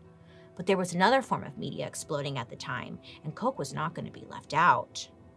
Television. Oh, yes, television became a staple of the American household, and now Coke can make its way into your living room. In 1950, Coke's first television commercial aired during a Thanksgiving special broadcast across the entire country. So millions of eyes were on this advertisement. This right here alone set the bar high for other companies. They all saw this and they were like, oh man, we got to get on that level. We got to get on that Coca-Cola level. They had FOMO. So like all American kids with a dream, Coca-Cola wanted to get into the movie theaters. So in 1961, Coke ends up striking a very big deal with a director at the time and makes its debut in a super big time Hollywood movie called 1, 2, 3. 1, 2, 3, and then me. Oh my God, 1, 2, 3. Oh my God, you guys, we should do a little dance. Okay, I'm sorry. 1, 2, 3. Oh, the main character of this movie, his character literally was a Coca-Cola executive. So it was it's just one big Coke advertisement. The movie was a hit. There was a little under 6 million people who went and saw it. Yeah. Then Coke goes on to sponsor one of the biggest TV events of all time. I'm talking about the premiere of Charlie Brown Christmas. Yeah, if you don't know, if you've never seen it, it's an animated movie that you should highly watch. Well, if you want. So Coca-Cola is sponsoring Charlie Brown Christmas. They're getting it from children, targeting ads towards the kids. Get them when they're young. That's what they're doing. During the 1950s and 60s, Coke was on top of the world. I'm king of the world. That's Coke. And by 1959, people were drinking Coke in over 100 countries worldwide. They should rename Coke Pitbull because he's Mr. Worldwide. Look, listen, hi. There's a lot to say about advertising, marketing, branding, right? Don't worry, I got an episode coming up on that. But what I am going to say is that Coca-Cola, they knew what they were doing when it came to advertising and marketing. Like, they were really ahead of their game. And for that, I give snaps. Gotta give them props for that. But what I'm getting at is, Coca-Cola, they got a lot of power. And to keep the power, they need to identify their weaknesses and their enemies. But that's when Coke realizes its biggest enemy is itself. Emo. In the 1980s, diet culture in America starts to really take off, and people are starting to get concerned or just maybe pay more attention to their sugar intake. Now, this was a new thing because before the 80s, people thought that it was fat that made you fat, not sugar. This pushed the American FDA to change health guidelines to suggest that you should not have more than 6 teaspoons of sugar a day. Honestly, 6 teaspoons does not sound like a lot. I know I'm consuming at least like 3 cups, But in 1 can of Coke, there were 7 teaspoons of sugar. Whoa. So if you had 1 can of Coke, which at the time had 7 teaspoons of sugar, you're already well over your daily amount. So Coke is like, oh no, like, what are we gonna do? What are we gonna do? Oh no, they're panicking, right? They're like, hold up, hey man, like no, sugar, that's not bad. Sugar, everyone loves sugar. Rats love sugar, But Coke's, they can't change their recipe. So what are they gonna do? Well, they got a bunch of money. You know what they can do? Change your mind. That's what they can do. So Coke creates this big PR campaign out of thin air to change the way that people saw their brand. And it seemed like one big magic trick, ooh, look over here. Don't look over there, the sugar. Look over here. Kids laughing, smiling, playing sports. They drink Coke. Don't you love it? How can it be bad? Oh. And a big part of that distraction campaign was marketing. This is when Coke makes a huge shift. Not only are they selling Coke, the product, but now they're selling Coke, the brand, and the lifestyle.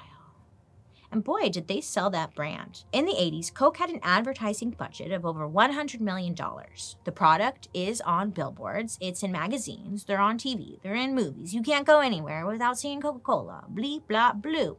Drink Coke, you thirst sluts. You know you want it, shove it down your throat. God damn, chill out. Coke, you're everywhere. They still are. Fine, I'll drink a Coke. It's like, damn. So, think about Coca-Cola when you're in childhood and you see that polar bear chugging the Coca-Cola, or Santa drinking a Coca-Cola in his suit during the holidays. It wasn't about the soda anymore. It was about creating this family-friendly brand. Memories, happiness, joy, I don't know. They were creating it. And people started to forget about the whole, don't eat sugar thing, especially when it came to Coke. Then, in 1997, the World Health Organization came out and declared obesity as the newest global epidemic. Whoa! It isn't looking good for you, Coca-Cola. What are you gonna do?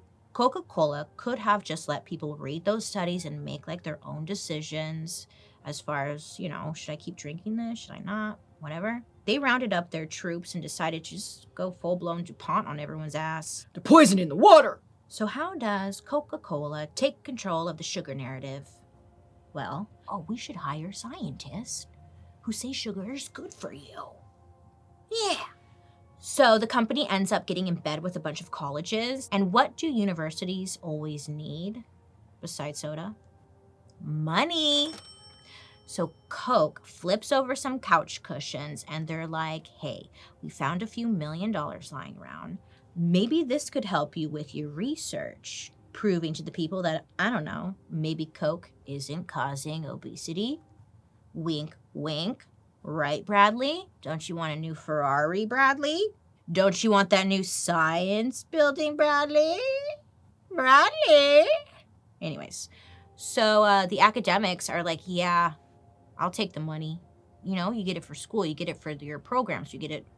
Yeah, they're going to take the money. So the academics are like, thank you very much. I will accept this cash payment.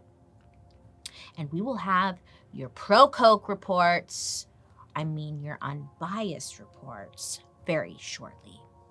Now, I'm not kidding about the millions. Researchers admitted just one of the gifts from Coke was as high as 1.5 million. Yeah, I'd do it. You don't even gotta ask me twice. I would do it. Yep, bye. Great. Coke is good for you. So these researchers are willing to do whatever to keep the money flowing in. And in just a few years, Coke funneled $120 million to medical experts and health groups. And they're mainly spending this money as an investment because this money is going to help them. You know, because these researchers who, wink, wink, are not on Coke's payroll, happen to come out with their studies. And these studies make the Coke executives very happy. These reports basically say exactly what Coke wanted them to say, that Americans aren't exercising, and that's the real problem. Not Coke. You're the problem. You. And the Coke executives want the world to know. So they end up inviting a bunch of journalists to a conference, also paid for by Coca-Cola. And shocker, Coca-Cola-friendly articles start coming out in newspapers all over the country. But it didn't stop there. A lot of the science, kind of funded by Coca-Cola, is used to help create a non-profit organization to spread all this disinformation. It was called the Global Balanced Energy Network and existed for just 2 years. And I guess everyone found out that it was really Coke in disguise. It was just a front company. Exposed. Drama. So there was all these accusations flying around that Coca-Cola is messing with science. They're burying the data. They're just screwing with people's heads. There's just a lot. Circling back to the part where the scientists came out and said, you need to exercise and whatnot, because I know there's going to be debates in the comment section saying, well, it is up to you, the consumer, to make choices, right? Healthy choices. And I agree, yes, but companies need to be honest as to how much sugar or fat or whatever is in their product instead of burying it and making it so complicated to understand. Do you know what you're reading on those nutritional thingies? Because it'll be sugar, and then it'll be more sugar, added sugar, sugar. You know, and it's I don't know. They just make it so complicated. And we're just asking for more transparency, as we should ask from these companies. So before anyone gets on Coca-Cola's side and starts blaming the customers, chill the fuck out, take a breather, and let's just be transparent. That's all we want. That's it. Thank you. It's not just humans Coca-Cola is messing with. They're also messing with the earth. They created a ton of garbage. So I was wondering about all those plastic bottles, right? Well, Coca-Cola has been wreaking havoc on the environment for freaking decades. As a company, they produce about 3 million tons of plastic each year. In case you're having a hard time visualizing that, it's about 200,000 plastic bottles a minute. And this episode is 50 minutes long, so that's 10 million bottles, just while we've been sitting here talking. Now, this makes Coke the world's biggest plastic polluter. And that's not just my opinion. That's the cold, hard facts, brother. And in addition to all the plastic Coke is putting into the world, the company uses about 305 billion liters of water every year. Because without water, there would be no Coca-Cola. It takes nearly 3 liters of water to make just 1 liter of Coca-Cola. So it makes sense that in the 136 years that Coke has been around, they've used a lot of water. In fact, they've used up storage supplies of water called aquifers all around the world. These are big underground chambers that collect water slowly over time, sometimes over hundreds of years. In 1999, for example, Coca-Cola built a bottling plant in a village in India called Caldera. It's pretty dry. It's basically a desert. And Coca-Cola totally drained their supply of groundwater over the last 20 years. So now in Caldera, farmers can't irrigate their land or sustain their crops. And this puts entire families at risk of losing their farms or even starving. The locals worry that this will soon become a dark zone, which means an area that is totally abandoned due to a lack of water supply. It's turning it into essentially a ghost town. Now, the annoying part, the part that drives me freaking nuts, is like you'll see all these dumb commercials by Coke, and they're like, you need to do your part and recycle. Oh, yeah? Huh? Have you ever heard of the term greenwashing? Eye roll. It's like when a company is like, ooh, these products are great for the environment. And it turns out that they're not, because they're usually not. They're just saying that, so we'll buy it. This is like a classic example of that. But then Coke is like, if we all do our part, we can save the planet. And honestly, it's like, you first, Coke. You first.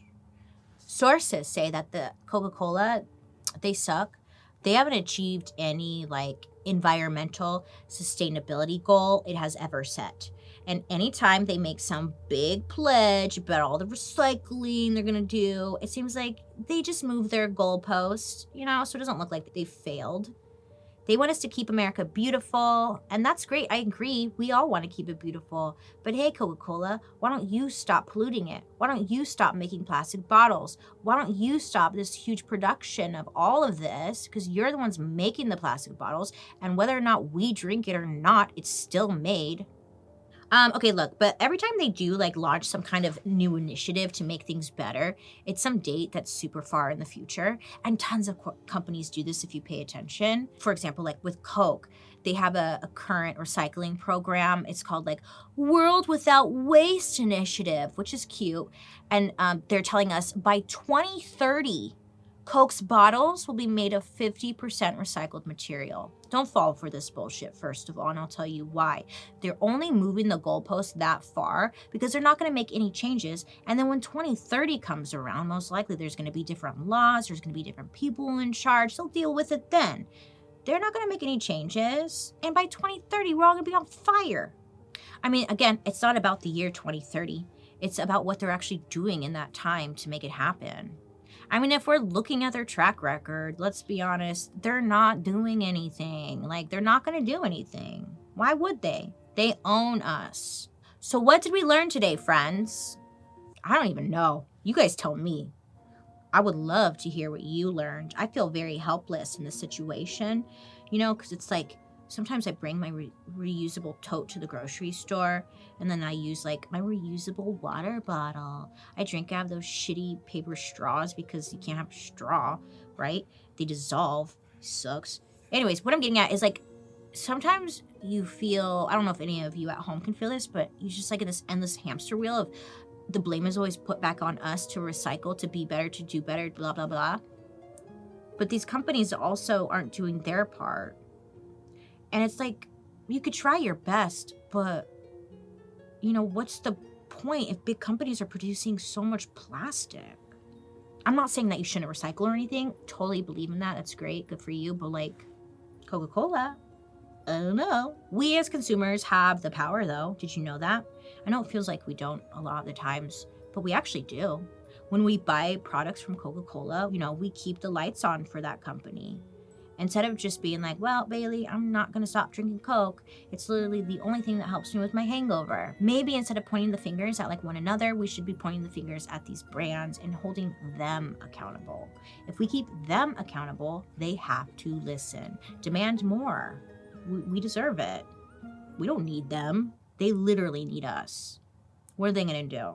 Poison us? It's too late, bitch. Get in line. Well, everyone, thank you so much for learning with me today. Remember, don't be afraid to ask questions, and don't be afraid to hold large corporations accountable, because we deserve that. They suck.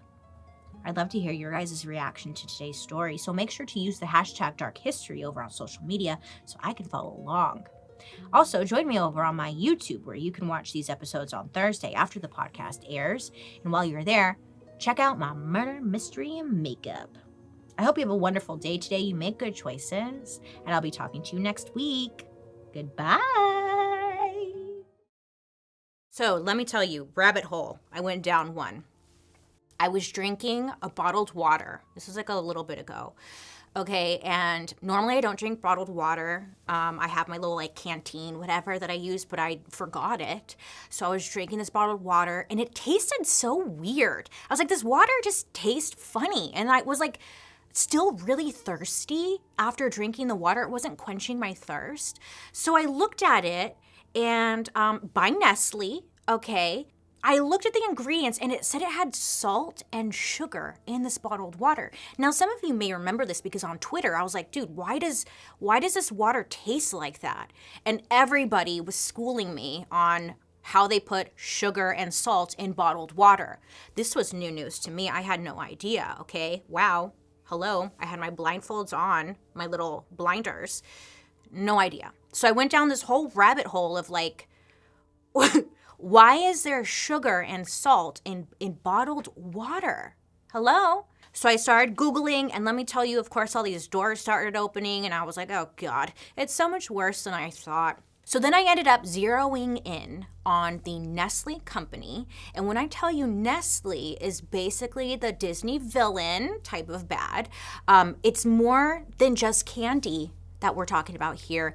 Nestle is out here just trying to take over the universe, I think. And I don't know, I wasn't paying attention at least. Nestle, bad. What are you doing? Nestle, no, stop it. They do make good chocolate milk though, I won't lie, but no.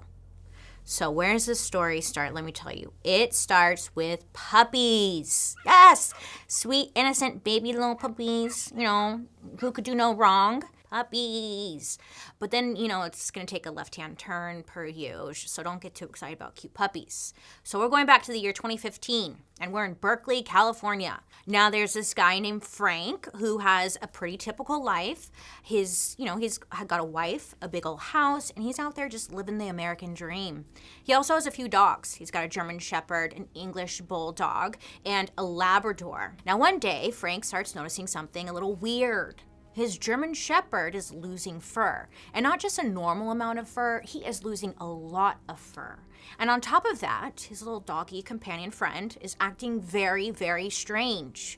I mean, we're talking like he seems majorly depressed, his dog. And to make matters worse, the little young little cutie patootie starts vomiting uncontrollably. Now, Frank is concerned. I mean, who wouldn't be? So he goes to the vet, and his vet's like, yeah, I don't know what's going on with your dog. But the vet's only theory is that maybe the poor dog has been poisoned. Either way, there isn't much of a treatment to help the dog. So Frank takes his sick little pup home and just really hopes for the best. But a week later, one of Frank's other dogs, his English Bulldog, suddenly dies out of nowhere. I mean, no warning, nothing, just falls over, plop, dead. So that's one of Frank's dogs, who is super sick, and another one just ends up dead. Now the vet performs an autopsy on the Bulldog and finds signs of internal bleeding and liver failure. And you know what's interesting? These symptoms are very similar to what had been going on with the German Shepherd. But unfortunately, it's not over for Frank and his dogs, because just a few days later, the Labrador gets sick. They are just going like flies. At this point, Frank's really worried. I mean, why are all of his babies getting sick and dying? The vet doesn't have any answers, so Frank pulls a Bailey and turns to Google for something, some kind of answer. So Frank starts Googling, and the only thing he thinks to Google is maybe the brand of his dog's food, Purina Beneful. He's like, beep, bop, boop. And at first, Frank didn't really notice anything out of the ordinary. He found the website for the brand in a Facebook page that had over like 1 million likes. So it was kind of turning out to be a dead end. But then he found a website that posted product reviews that had a page with 708 one-star ratings for the Purina Beneful food. These reviews were freaking horrific. They had descriptions of dogs going through the exact same thing as Frank's pets were going through. So, as many of us would be, Frank was filled with his emotions. I mean, he needed to do something fast. This food that is supposed to be nurturing and taking care of your dog may be doing something really awful to his dogs. So he contacts a lawyer who decided to check it out for himself. He ended up finding over 4,000 others who were experiencing the same thing. So the lawyer asked Frank, like, hey, are you interested in doing or joining a class action lawsuit? And Frank quickly agrees. Now, it turns out Purina Beneful dog food contained fungal mold, lead, arsenic, and something called industrial-grade glycols, which is essentially an ingredient found in antifreeze, whatever. In other words, literally eating poison. Someone is aqua-tofanaing the dogs. What is happening? According to the FDA, the toxin levels did not exceed allowable limits for humans. You see, the limits were never actually set for dogs. Now, Frank wasn't the first person to blow the whistle on Purina. He's just one of the most recent examples in a long history of shady dealings. Because what if I told you the problem isn't just with Purina? Oh no. This goes all the way to the top, baby, to the company that owns Purina, the Nestle Corporation. We're coming for you.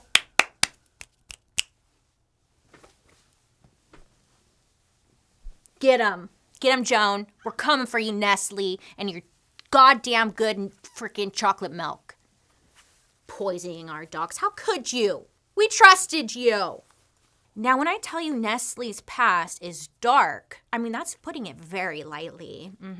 Scandals like Frank's story have been happening under Nestle's watch for decades. Like, let's put them up there with DuPont. Remember DuPont? We're looking at you, piece of shits. But I'm getting ahead of myself. So let's start at the beginning. Let's go back to the beginning. I know, you're sick of it, but whatever. Let me get my book. Joan, we're going to turn to the chapter about Nestle and their little shenanigans that are killing us, per usual. What's new? I don't know why they're trying to kill us. We're their customers. Why are they trying to kill us? Who's going to buy your shit when we're all dead? Think about it. Exactly. Okay, anyways. Oh my god, look. I turned to the page where it's like someone's dead. So, okay. Anyway. Carry on. Tip-top. Carry on. Okay. There you go. Nestle was started by a German pharmacist named Henry Nestle. Now, this man was born in 1814. There's really not much known about Henry's early life, but it was said that he was a salesman/scientist that was constantly chasing the next big thing. At different points in his life, he sold oils, cement, mustard, mineral water, but nothing really seemed to catch on for him. He was just kind of dabbling around. But then one day in 1866, Henry's reading the news when he sees that reports of infant mortality are at an all-time high. Many women at the time couldn't breastfeed, so some kind of substitute to breast milk could potentially save a lot of babies' lives. So he started reading reports about breast milk, and he began conducting experiments with milk, bread, and sugar. I'm sure that's why he went to it, to help the babies, not because titties. Then, in 1867, Henry hit the jackpot by creating something called farine lactee. Sounds exciting, right? I know. Well, it's just flour milk. So, okay, what's so special about that, Bailey? Well, this flour milk was one of the very first recipes anybody had ever made for baby formula. Okay, right? Yeah, that's good. He started selling it almost immediately after he invented it, advertising his product as something that could be given to babies who couldn't be breastfed. And it worked. I mean, this was finally Henry Nestle's big break, and suddenly his flour milk formula became popular all over Europe. I mean, this is a really great thing, right? Great, we love this for us. Yay! This led to the creation of the entire baby food industry, with Henry as the face of success. Oh, bravo, Henry. And this very same year, 1867, Henry shared his recipe with a Swiss chocolate maker. Oh, yeah. And it turns out if you mixed Henry's condensed milk recipe with chocolate, you got a smooth, sweet, delicious treat. Basically, this is the invention of milk chocolate as we know it. Bravo! We should have just ended it there. So after this, Henry and the chocolate maker decide to go into business together. Baby food and chocolate? Oh, it's perfect. It's a match made in heaven. And this combination of products made Henry so rich that he decided to go out on top and sells his stake in the company in 1875.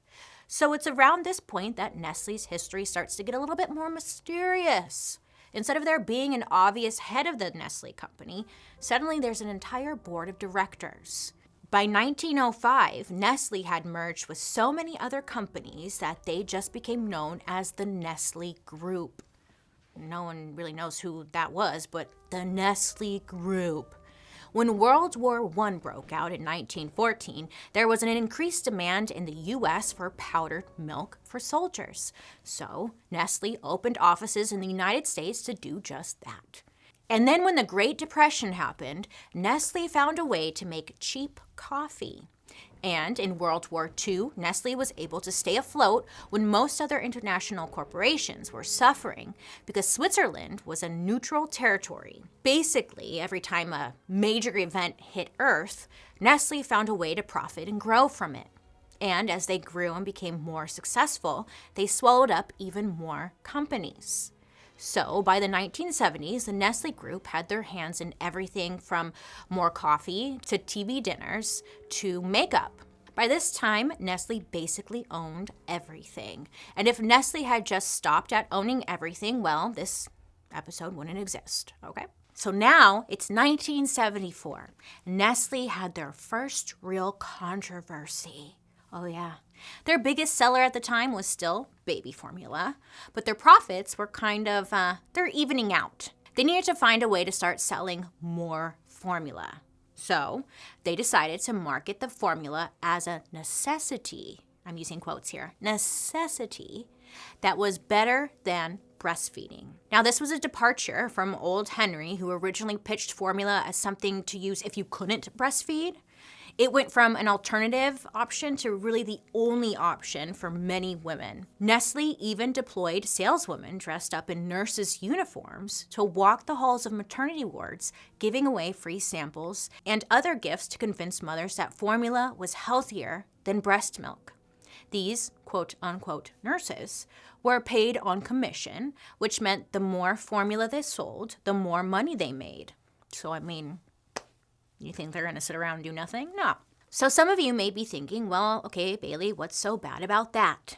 Well, if you're not happy with the formula, you could just go back to breastfeeding. The problem is, the longer a woman goes without breastfeeding, the harder it becomes for her to lactate.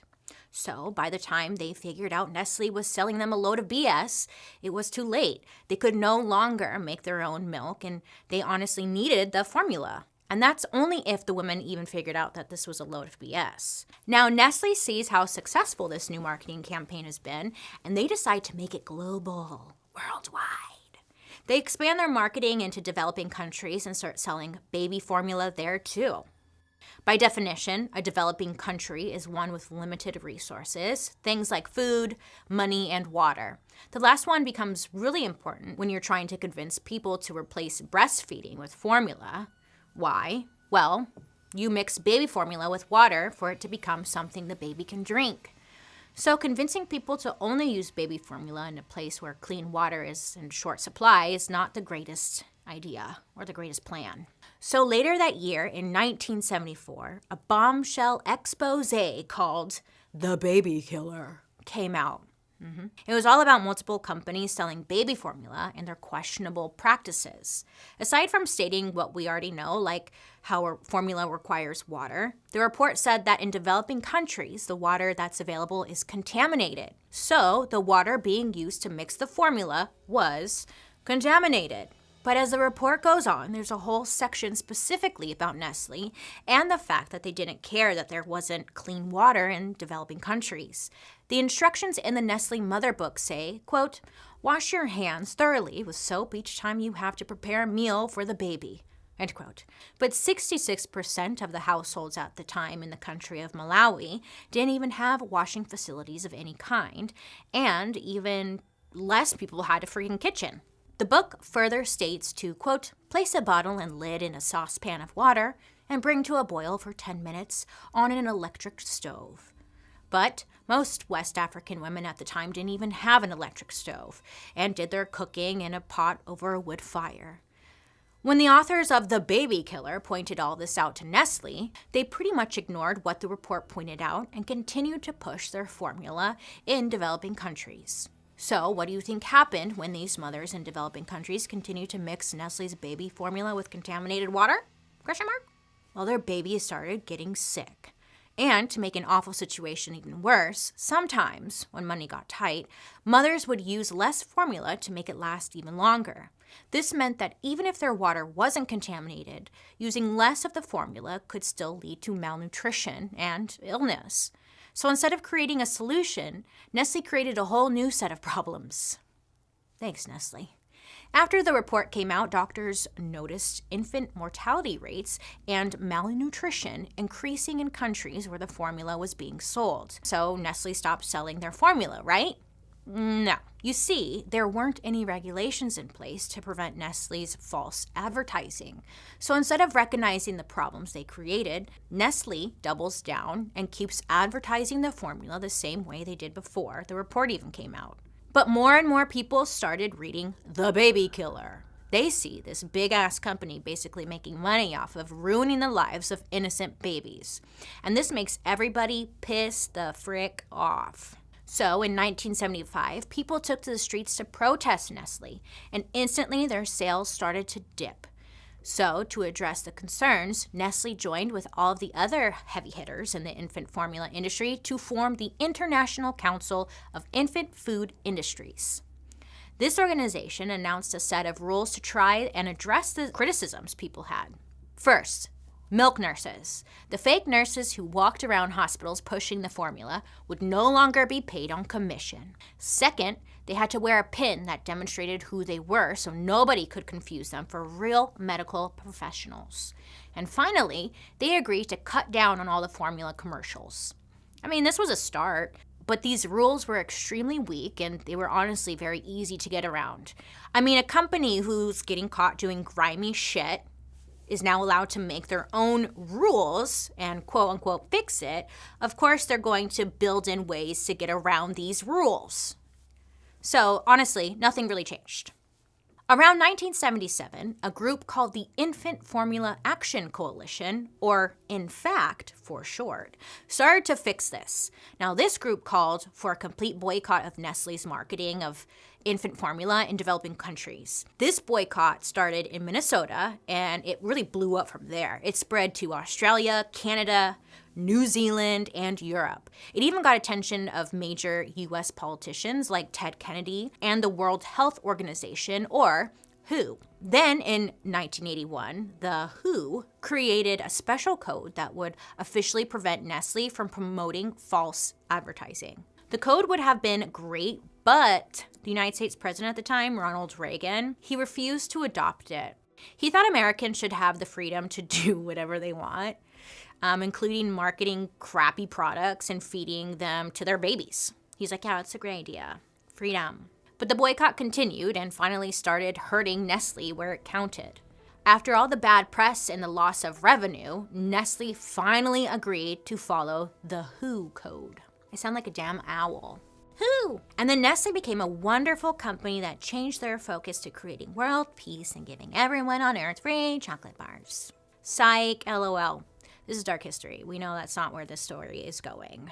So remember earlier when I said Nestle owned companies all over the world? Well, it turns out during all the baby formula stuff, Nestle was covering up some pretty ugly secrets with some of their other companies. Because all this bad shit was happening at the same time, the timeline gets a little blurred, a little foggy. So we'll be jumping from scandal to scandal, but just know like this is all happening at the same time pretty much. So now I'm going to introduce you to a guy named Luciano Romero. Luciano was a member of a union, which is an organization that tries to improve the working conditions for employees. And his union oversaw conditions at a milk factory that Nestle co-owned in Colombia with a company named Sicolac.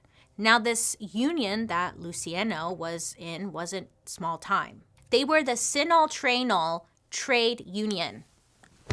Sure, what does that mean? I don't know. They were used to take on major companies. They once tried to sue Coca-Cola, okay? They're not trying to fuck around, this company. They're trying to take down the big people. We love that for us. Go them. I say them because I can't pronounce their names. They should do something a little bit more catchy, something that flows a little bit easier, but that's okay. Enough about me. Anyway, the most important thing to know about this factory is that they had close ties with a paramilitary group, which is a kind of private police force with tanks. Great. And this police force does whatever their employer asks. So the union was causing a lot of noise in the factories and starting to get on the nerves of the paramilitary groups. And our guy, Luciano, was leading the charge. I'm laughing because I'm struggling really hard. This wasn't exactly the safest move because these paramilitary groups have a history of assassinating union leaders. This is getting sloppy, okay? Luciano was trying to get the government to support him and the labor laws that existed in Colombia, but quickly became clear that the government was in cahoots with the paramilitary groups. Why? Because money, bitch. Hi, are you new? Money, money, money, money, money, money. Colombia's government was known to be very corrupt at this time, and they would look the other way as the unions were constantly attacked by the paramilitary groups. Between 1986 and 2010, there were 10,000 attacks on union members, including nearly 3,000 murders. If we do math here, beep, bop, boop, boop, boop, they killed 30% of the people they attacked. As Luciano pushed on, he quickly realized he was being targeted. He was getting death threats, being followed around. He couldn't live like a normal life anymore, okay? And then on September 10th, 2005, Luciano was kidnapped, tortured, and then murdered by the paramilitary members.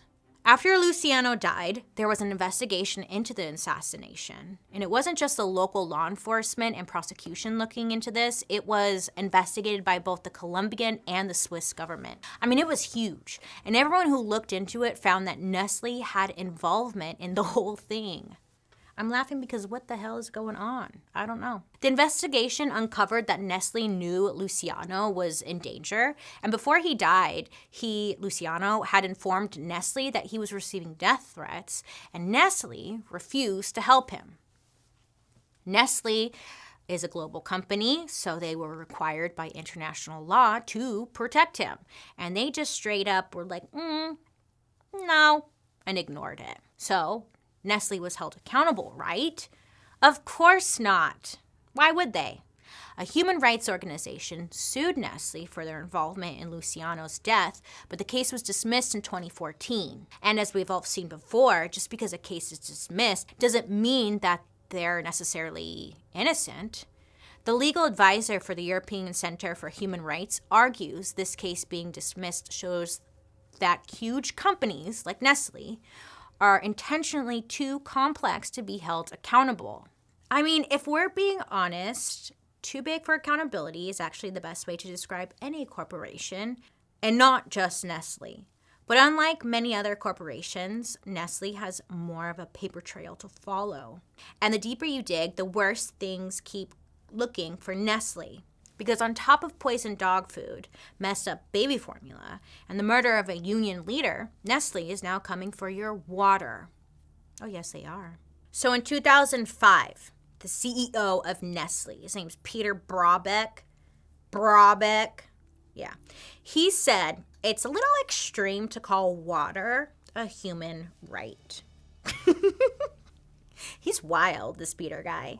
He said, quote, "Water is a foodstuff like any other, and like any other foodstuff, it should have a market value." Translation: we should be allowed to make money off of water, even though it's a free resource. How can it be profited off of? Now, to be fair, Peter said later that he was only pointing out that water should have some kind of monetary value and not that he was saying water isn't a human right.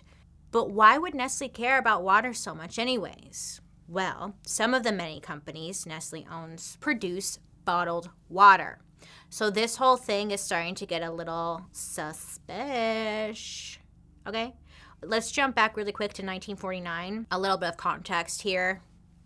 Back in 1949, the United Nations declared access to a reasonable standard of living as a human right. It is your right to have reasonable standards of living. That makes sense, yeah. We should have that. And having clean water definitely fell under a reasonable standard of living. And on paper, Nestle agrees. They're like, yeah, for sure. But here's the problem. Nestle owns and distributes over 51 brands of bottled water in various countries all over the world, which earns them more than $7.8 million per year. So corporations like Nestle have little to no incentive to actually protect the sustainability of any water supply. Because if a place can get clean water from their own natural resources, why would they ever need to buy bottled water? So a way around this is to start buying up natural water supplies, which is what Nestle would do. They would start buying up the bottling rights so that they would essentially own the water. This means they controlled what happened to the water, which makes it very easy to make it inaccessible to the people who lived nearby and needed that water. Now, this is technically not illegal. It's highly unethical, but it's not illegal. Nestle could go to a place like Flint, Michigan, and pay for a permit that gives them the rights to the city's water. And with that permit, Nestle could do pretty much whatever they wanted with said water. And if Nestle didn't want to give the people access to this water source, the people would then need to get bottled water. And this is exactly what they did. And it leads us to Nestle's part in the Flint water crisis. What a fucking mess, is it not? Now, the Flint water crisis is still a developing story, and we could do a whole episode on Flint, Michigan, like their water situation, because it's a whole shady-ass mess. But here's what we do know. In 2014, Flint, Michigan switched their tap water source to the Flint River, which was a dumping site for chemicals used in the car manufacturing. Even back then, people warned Governor Rick Snyder that this was a really bad idea. But he wanted to cut the cost of the city's ballooning water budget. And even though the Flint River was super polluted, Governor Rick was hoping to switch the water back before anyone even noticed. But he quickly discovered how much cheaper it was to keep the water flowing out of the polluted source and decided to quietly cancel the plans to find a better one. As you might imagine, polluted water is not safe to drink, and people started getting extremely sick. On top of that, nobody was able to take showers, cook, do laundry, or do the dishes. Cancer rates have risen in the area because of the poisoned water supply. There were so many political cover-ups and people sneaking around trying to hide how bad all this was that it cost the city hundreds of millions of dollars. Way more than it would have cost if they just gave people clean water in the first place. And while everyone was yelling at the politicians about the crisis, Nestle saw a business opportunity. Nestle had found a clean water source right next to Flint. And instead of doing something with their billions of dollars to help their residents, they paid a tiny fee of $200 per year to get the bottling rights to this water source. And once they bottled it, they started selling it back to the residents of Flint. Now, a lot of Flint residents were already paying $200 per month for their water bills for the polluted water. And then on top of that, now they were having to buy bottled water from Nestle. Once people started to notice that Nestle was doing this, they called them out, okay? So Nestle did end up giving a lot of the water back to the community, but we are not going to celebrate that because it was the community's water to begin with. So let's recap everything we've learned thus far about Nestle. Poisoned dog food, unsanitary baby formula, the murder of a union leader, the privatization of water. But surprise, surprise, it keeps getting worse. Nestle just comes out with more and more hits, okay? In 1998, an African newspaper reported that a bunch of work on the local cocoa plantations was being done by enslaved young boys. And who owned the plantations? Oh, I'll let you guess here. Nestle. The Nestle cocoa plantation was being run by enslaved children. Some sold for as little as $140. Remember, this isn't 1860 shit. This was 1998. I mean, not that it would have been better, but you know what I'm saying. Like, hello. The United States government reported that about 15,000 children were working on cocoa and coffee plantations that supplied the Nestle company. Most of these kids were under the age of 12, and some were as young as 5 years old. Not all of them were enslaved. Some of these children were paid $135. Thanks. Wow. You know, like, is that supposed to make us feel better? I guess so. I don't know. I'm sure Nestle's patting themselves on the back like, we fucking did it. Yeah. Word of this started to spread. A few documentaries were made and articles were written, and once again, Nestle is in the spotlight.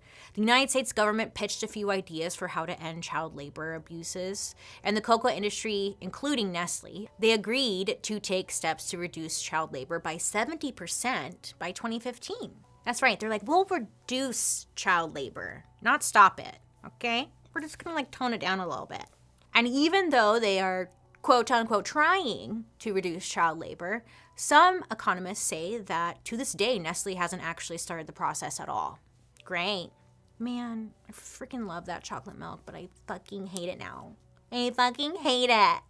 Whenever someone calls up Nestle and asks a representative if they're still using child slave labor, they say it's impossible to completely keep track of what's going down on their plantations. It's fucking weird, right? It's not like Nestle misplaced a few chocolate bars or whatever. They straight up can't keep track of whether the farms they use to make cocoa have enslaved children working on them.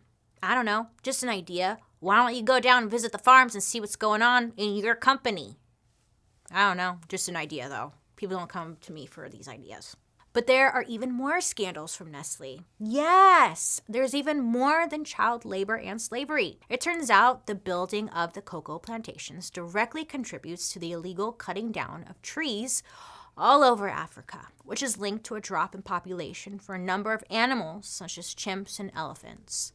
There was also that time in 2008 when Nestle used a sketchy chemical to make their milk look like it had more protein than it really did in China. This stunt was dangerous enough to hospitalize 54,000 babies. Then in 2009, there was an E. coli outbreak linked to their cookie dough. Fuck. I love cookie dough. And a few years later, one of their noodle companies was found to have fucking lead in the noodles. I mean, the list just goes on. Nestle does not give a shit about you, okay? They do not. I bet you the CEO of Nestle doesn't even eat their own products. I would bet you. Anyways, maybe you've heard of Nestle's healthy hydration campaign. Oh yeah, healthy hydration. Great. They try to spin this idea that bottled water is eco-friendly and that every bottle gets recycled. Now this idea sounds cool until Nestle admitted that most of their bottles end up in landfills. It drives me nuts when they tell us that it's our responsibility to recycle. Recycle, reuse, reduce. You know, it is important that we recycle and do our part, but why don't these companies stop making this trash? Hello? Why don't we hold these companies accountable and not one another? You know what I'm saying? Like, it's not, why don't they not make the trash in the first place? Anyways, just an idea. Again, no one comes to me. That's fine. Okay, so let's circle back to our good friend Frank. Remember him? The dog food guy? So a few years after he managed to get that big-ass lawsuit set up against Purina, the courts dismissed the whole thing, saying there simply wasn't enough evidence proving that over 4,000 dogs were being poisoned after eating Purina Beneful. Now, this meant Nestle couldn't be held accountable at all. And if you've been paying attention today, you're probably not surprised. But if you want some kind of silver lining to the story, we have one. Just one for you. Her name is Dr. Yasmin. In 2000, she worked as a high-ranking food executive at Nestle when she discovered that Nestle's food safety controls were lacking a bit. She also saw other major issues in the supply chain that made the food at high risk for contamination. So she raised these issues with her boss in 2003, but she got ignored. She was determined, though, and she kept alerting her bosses at every chance she got until she was fired from her job in 2010. They're like, shut up, you're talking too much. So after she got fired, she took Nestle to court for firing her illegally, and she actually won. But according to Yasmin, the culture of fear at Nestle left her traumatized. She has since become an advocate for stronger whistleblower protections globally. If you Google Nestle whistleblower, it brings you to a site called Nestle Speak Up. Because this company has so many issues, they've had to set up a freaking whole website which allows people to contact them and whistleblow. Using numbers from this site, in 2020, they received over 1,600 internal complaints relating to abuse of power, harassment, bullying, labor practices, and freaking fraud. And these are just internal numbers. The site received 1,681 messages from outside the company. Okay, so this might sound or look responsible on Nestle's part, but if you look at it from another way, you could see it's their attempt to control the narrative. They would much rather you just go to their website and give them all the details of how deplorable they're being. That way they can cover up before any of this information goes public. Or maybe not. Maybe there's a world in which they are finally trying to do right by the people. But let's not hold our freaking breath, okay? Have you been paying attention? Nestle! You suck! Everything sucks! In conclusion, Nestle has a history of abuse, false advertising, child labor happening, exploitation, being tied to murders, poisoning people, trying to own all of the water, and then acting like that's normal, playing God. They're trying to own all of us, poisoning us all, and then for what? For money? Is this not the stupidest place ever? But when you look at what Nestle owns, bitch, let me tell you, Nestle owns everything. We are so screwed. What do we do? Panic. Just breathe. I wish I had a solution or an answer here. I think when we really pay attention to what these big companies are doing, a lot of the times we're going to uncover some very shady shit. They are always cutting corners to fill their pockets, and they will do whatever it takes to make money. It's really gross, and I'm sorry that this is the way it is. So what do we do? What do we do now? How can I end this in like a positive? Because I'm really sorry to like dump all this on you. I guess the positive takeaway here is that it started out good. It was just trying to help, feed some babies. That was nice. Cool. Yeah. So anyways, I'll let you enjoy your Crunch Bar. I'm an Almond Joy kind of girl. Is that Nestle? Let me know down below. I'm really sorry to kind of end it on such a Debbie Downer. I wish I had something like a call to action, like here's what we can do. But girl, I'm drawing blanks right now. I'm drawing blanks because it's like, what can we do besides fucking burn it all down? But legally, I don't think I could say that. I'm probably going to be sued. Actually, I'm probably going to get murdered. So if I don't come back,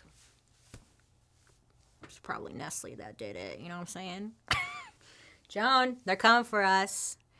Anyways, I hope you have a good day today. You make good choices. And don't forget, Nestle socks, okay? And let me close my book. This has been a very dark chapter. Thank you so much for learning with me today. Remember, don't be afraid to ask questions. Don't be afraid to be nosy either. Look into these shady ass companies, okay? I would love to hear your thoughts about this story. So make sure to use the hashtag Dark History on social media so I can follow along. If I disappear, it was probably Nestle. Join me over on my YouTube where you can watch these episodes on Thursday after the podcast airs. And also you can check out my murder mystery makeup, which drops on Mondays.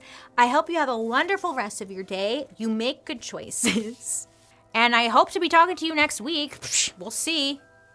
Bye.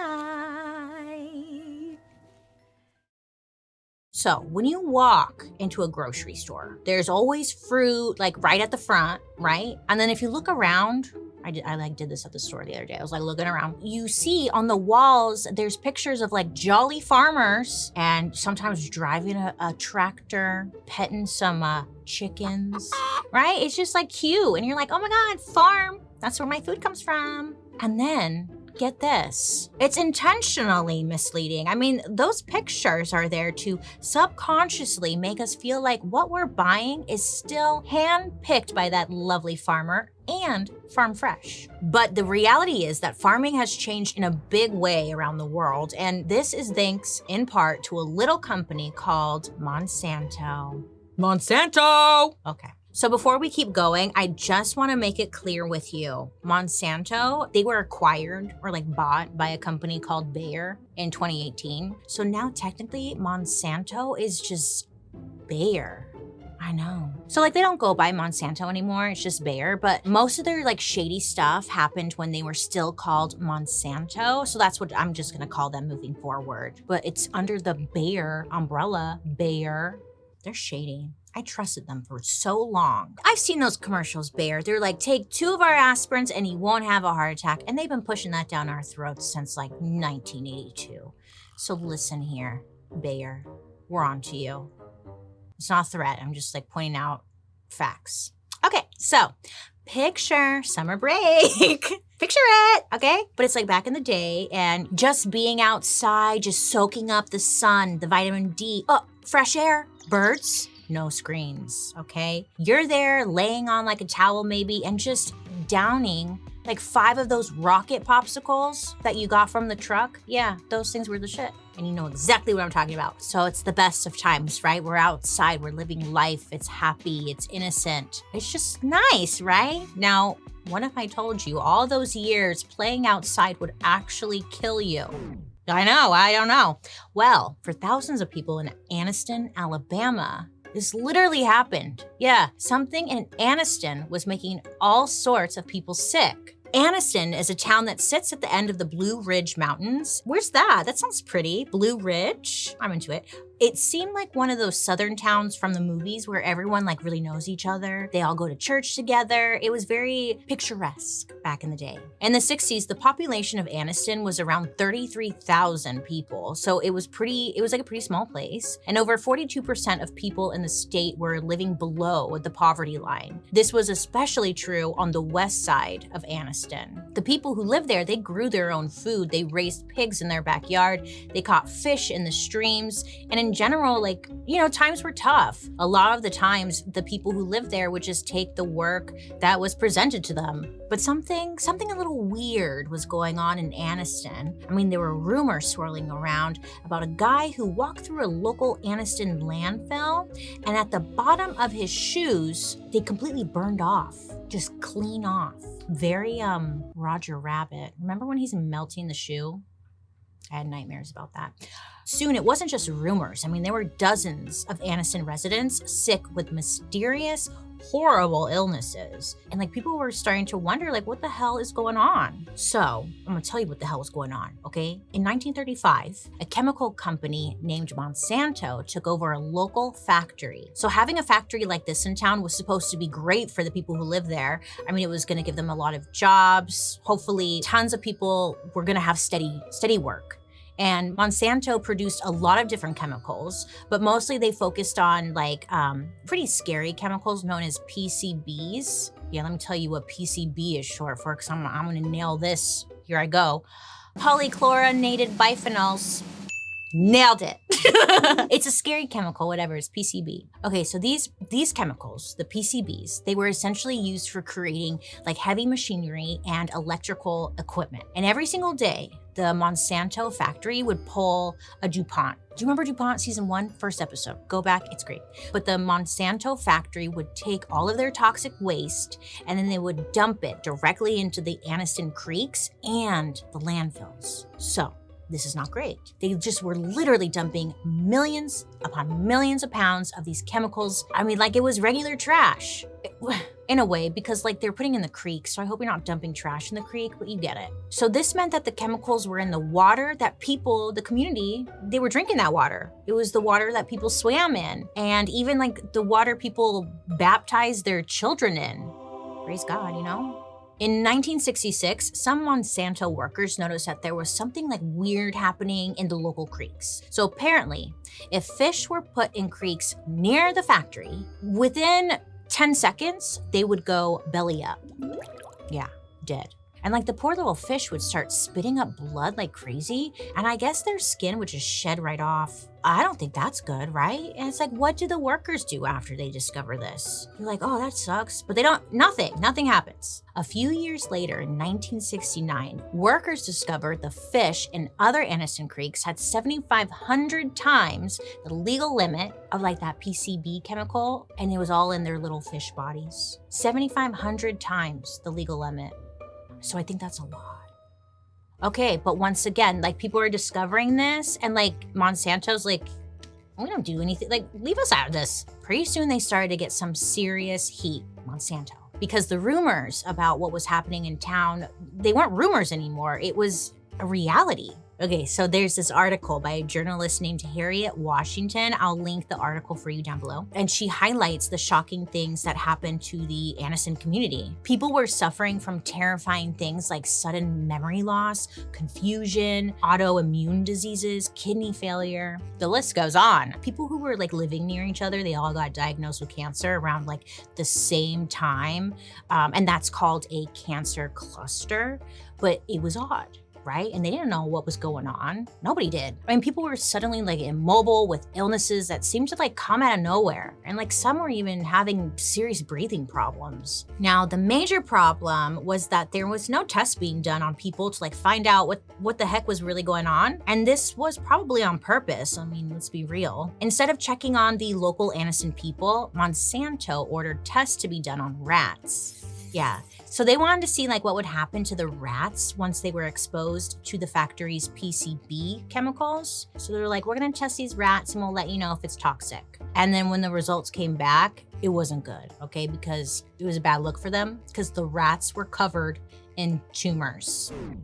Yeah, Gasparilla. So when Monsanto received the rat test results, they acknowledged the tumors, but then they ordered scientists to change the test results to say, quote, does not appear to be cancer causing, end quote, without making sure like it was actually true. They just straight up lied on their own test to show the results that they wanted. I mean, it's like every corporation we talk about here. They all do this shit. Why is it legal?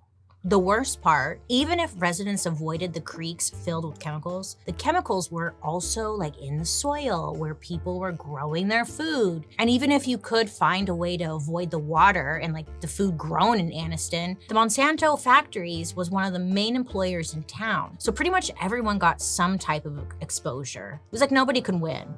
In 1971, after 36 years, the Monsanto factory ended up closing, but it was honestly too late because it was discovered that the PCB chemicals had seeped into everything, like literally everything, and it was essentially part of their environment now. Monsanto's PCBs became known as brain thieves because it would literally wear down the systems in the brain and like central nervous system, and like you need that to operate. So brain thieves, I could see that.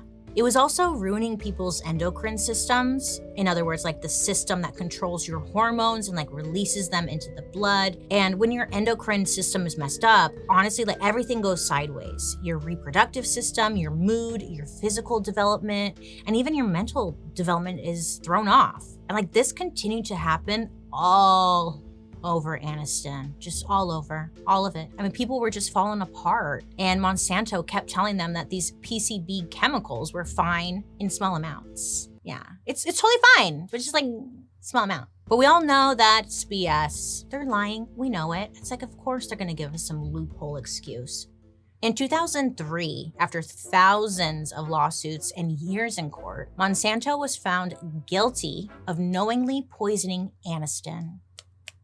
So Aniston residents ended up receiving a settlement of like $43 million, which is like, yay, cool, good for them. But then like when the money got broken down, each of the adults had received an average of like $9,000 and $2,000 per child, which is a really big slap in the face because like many of these residents, many of these people had to deal with permanent disabilities. It was like, oh, thanks, wow. Monsanto wasn't always this way though. I mean, the company actually started out as something innocent. Yeah, a company that was supposed to be the face of American progress. I mean, a company that actually has some surprisingly sweet origins.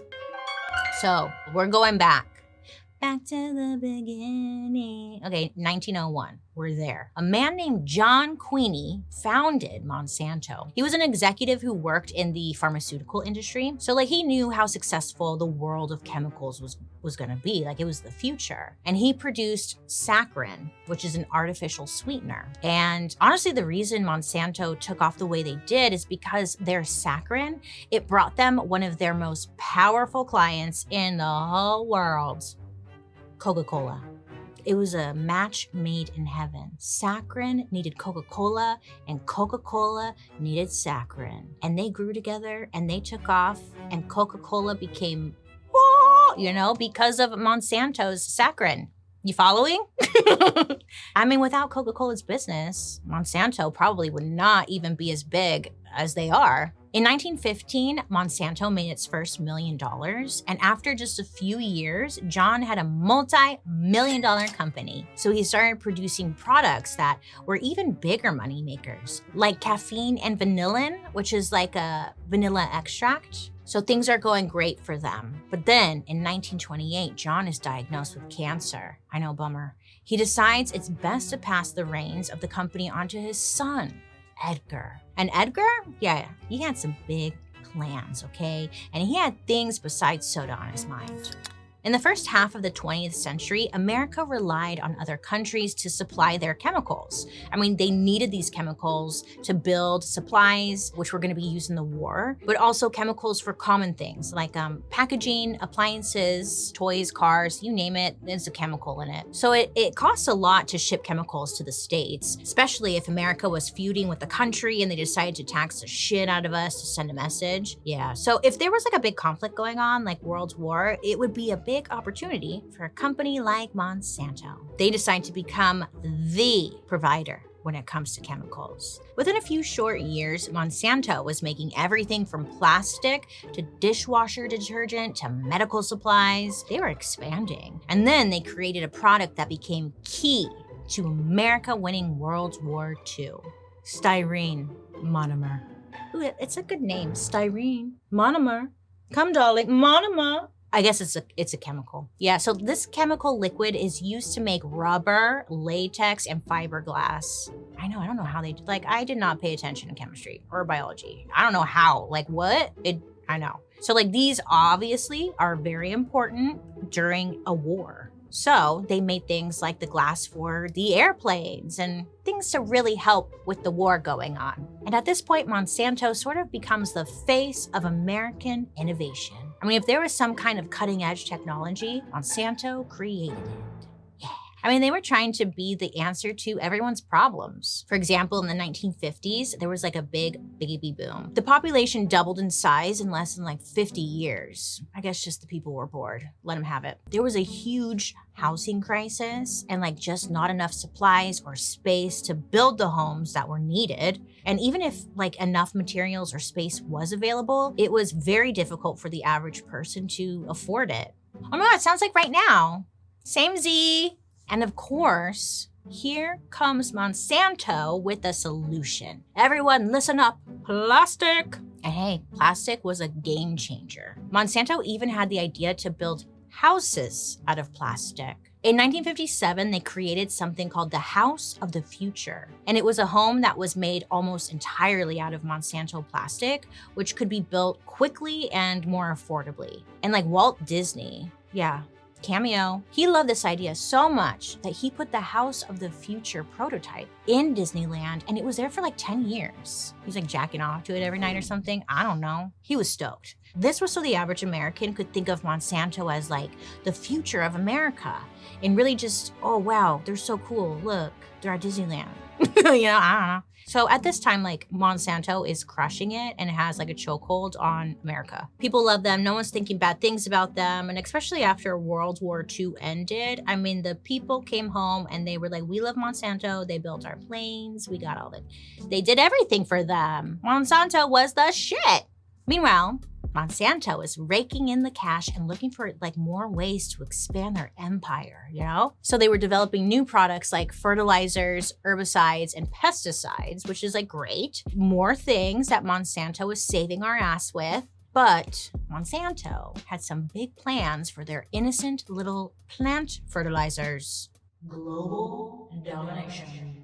This is when something called Agent Orange enters the chat. And you guys have been asking me for a video about Agent Orange forever.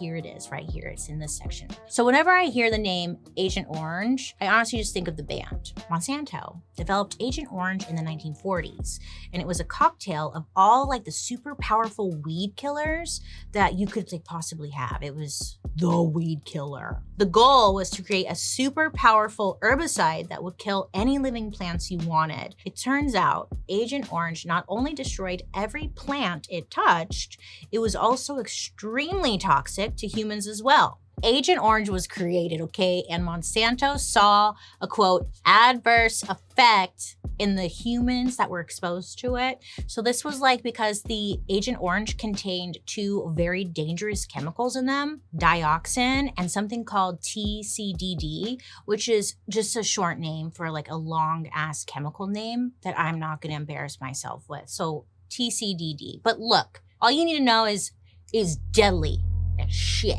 So direct human contact with the chemicals could cause immediate side effects to the nervous system. Like you could trouble speaking, slower movement, stiff muscles, tremors, all kinds of like scary nerve damage. But the worst part about Agent Orange was that it wasn't necessarily what it did to you in the moment. I mean, that was bad, but like the side effects, they would show up years later after you were exposed. So there was always like a surprise ending with Agent Orange. And Monsanto realized that the exposure to dioxin in particular was causing long-term effects like bladder cancer, leukemia, Hodgkin's disease, lymphoma, prostate cancer, lung cancer, cancer, and even some tumors too. That's a lot, right? Okay, so you're probably thinking, oh, Bailey, I know, they probably shut it down. They're like, we're not gonna use that ever again. That's dangerous. Instead, Monsanto took Agent Orange and used it as a weapon. So between 1962 and 1971, for almost 10 years, the US military, with Monsanto's help, they sprayed over 20 million gallons of Agent Orange all over Vietnam, Cambodia, and Laos. Even after they knew what they knew about the Agent Orange, because they knew since 1949 that Agent Orange was not good. So they did it anyways. So why were they using this known deadly chemical cocktail? Well, unlike other wars that the US has fought in, the landscape was very tropical and it was like difficult to navigate if you weren't from there. So when the US soldiers got to Vietnam, like they quickly realized that they didn't really have the upper hand when it came to combat. The Vietnam soldiers were hiding under like all of the lush trees and the plants. So when the US people are flying over, like they can't see them because they're hiding in the plants. So the US soldiers didn't know like what to do. So the American government came up with a plan with a little help from Monsanto.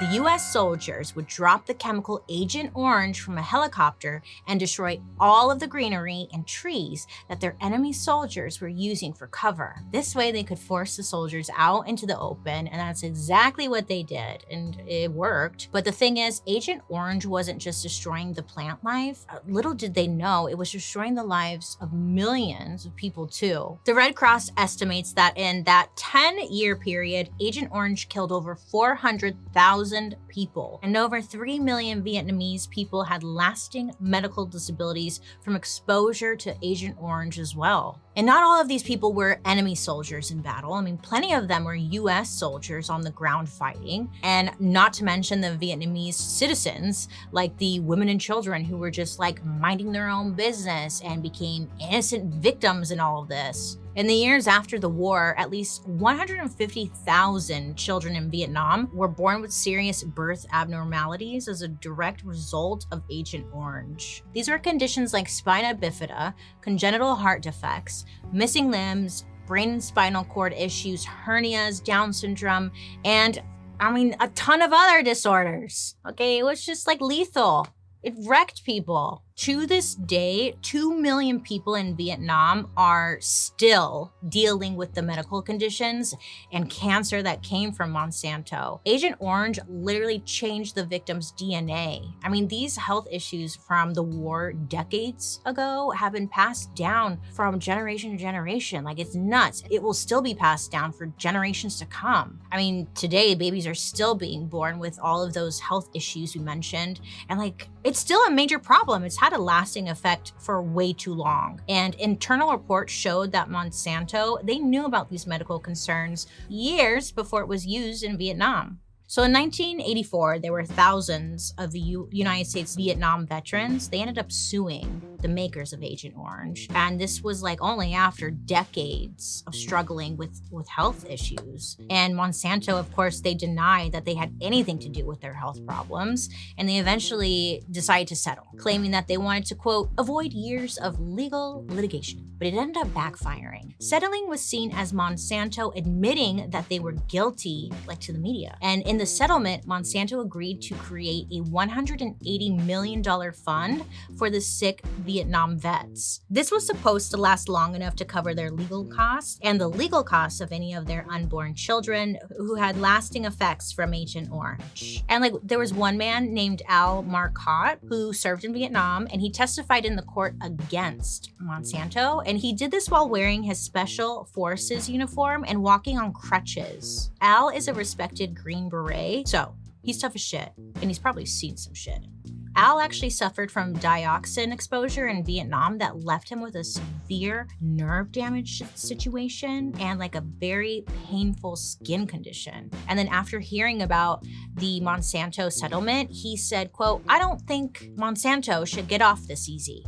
Yeah, we agree. Even though the company has gone by so many different names, the Monsanto we know hasn't, it's never been shut down. They haven't been forced to like change their formulas or anything, or like been held accountable maybe. I think that's the biggest thing. Like, yeah, they had that thing, that money settlement, whatever, but it didn't really, they just did so much damage. They got a slap on the wrist and had to pay fines. But when you are one of the biggest chemical companies in the world, money is not an issue, really. And even though the US veterans had their medical fees covered, no Vietnamese citizens did. So all those people who were like killed or got cancer or were just left with whatever Agent Orange did to them, they never saw justice. They never got any help.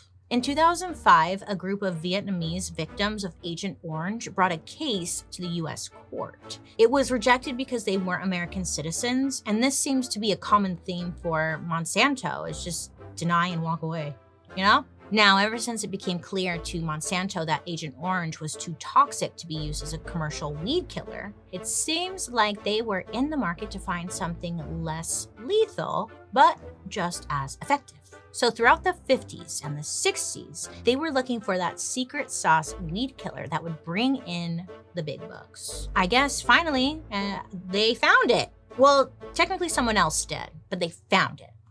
Back in 1950, there's a Swiss chemist. He discovered a chemical called glyphosate. And the thing was, like, no one could figure out a good pharmaceutical use for this thing. It was new, it was different, it was cool, but like, what do we do with it? And then glyphosate falls into the wrong hands, Monsanto. And after studying this chemical, they were like, wow, this is actually really good at killing stuff. And this was great news for Monsanto. I mean, they had been on the hunt for years for a chemical that could be used as a commercial, top-of-the-line weed killer. I mean, hey, just think about all those farmers in America who would buy it. And if you're a farmer growing food in America, weeds, they get in the way of a good crop, which, cuts profit. So having a good weed killer is a must-have. The way glyphosate works is by being absorbed through a plant's leaves, and it essentially poisons the plant and chokes it until it dies. It's brute, bro. It's brute. Monsanto patented this chemical in 1974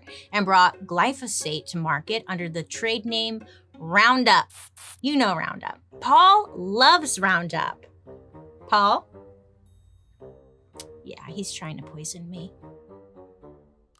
People across the country immediately started buying Roundup, and from that moment on, the farming industry was never the same. Roundup was like this magical product that just killed weeds. Okay, boom, poof, gone. If farmers had more crops, then that meant more profit for them. So farmers were starting to see this Roundup product as like something, it's a must-have, right? In order to make any kind of good money, they need this product. And then soon, like, word spread, and next thing you know, everyone was using it. I mean, it worked. It was great, right? Still to this day, it kills shit. And by 1987, around 8 million pounds of glyphosate were used by farmers and ranches. So it spread so much that by the year 1987, it was believed that 8 million pounds of glyphosate were being used around the country by farmers and at different ranches. Now, Roundup wasn't the first herbicide created. I mean, not even close. But this formula was special for two reasons. Well, two big reasons. One, it was cheap to make. Two, it worked really well. Roundup is what scientists call a non-selective herbicide. That means it kills whatever plant it touches. I mean, so that includes like corn, cotton, tomatoes, soybeans, everything that farmers and gardeners are trying to grow and protect, right? And this ended up becoming like one big ass issue because people had to be very careful when they used Roundup, and they had to spray it very carefully, you know, because they didn't want to ruin all of their crops. So customers, they were starting to get really frustrated, and it was kind of becoming more of an issue than it was like a helpful tool. The scientists at Monsanto were working day and night, allegedly, you know, trying to figure out how farmers could use Roundup without killing everything in sight. And then they had a $1 billion light bulb moment. Instead of like wasting all this time and money figuring out how to change Roundup, what if they changed the plants they were spraying instead? Monsanto decided to try and create a freakishly strong plant like in a lab. And the goal was, you know, they wanted to make plants that would be able to withstand the chemicals from Roundup. In 1996, Monsanto invented super seeds, and the way our food was grown was changed forever. These seeds were genetically modified, and they were designed to be immune to the chemicals in Roundup. So it's like, these aren't even real seeds. It's like kind of like giving them an invisible force field. Roundup would kill the weeds, but it wouldn't kill the crops. Magic, right? Everyone's like, wow, it's magic. But really, it's just like more chemicals on chemicals to make it not be a chemical on the chemicals. Just a chemical shit show. In the end, they ended up solving a problem that they had created. And honestly, it's kind of genius. And now they get to make double the money because they're selling the seeds and they're selling the Roundup. And thanks to their new seeds, the amount of Roundup being used, I mean, it skyrocketed. It increased by almost 2,000%. By 2007, the Environmental Protection Agency, they had reported that farmers were using around 185 million pounds of glyphosate every year. But the thing about these seeds is that Monsanto created billions of them every year. And just like any other seeds, they could just spread wherever the wind took them, literally.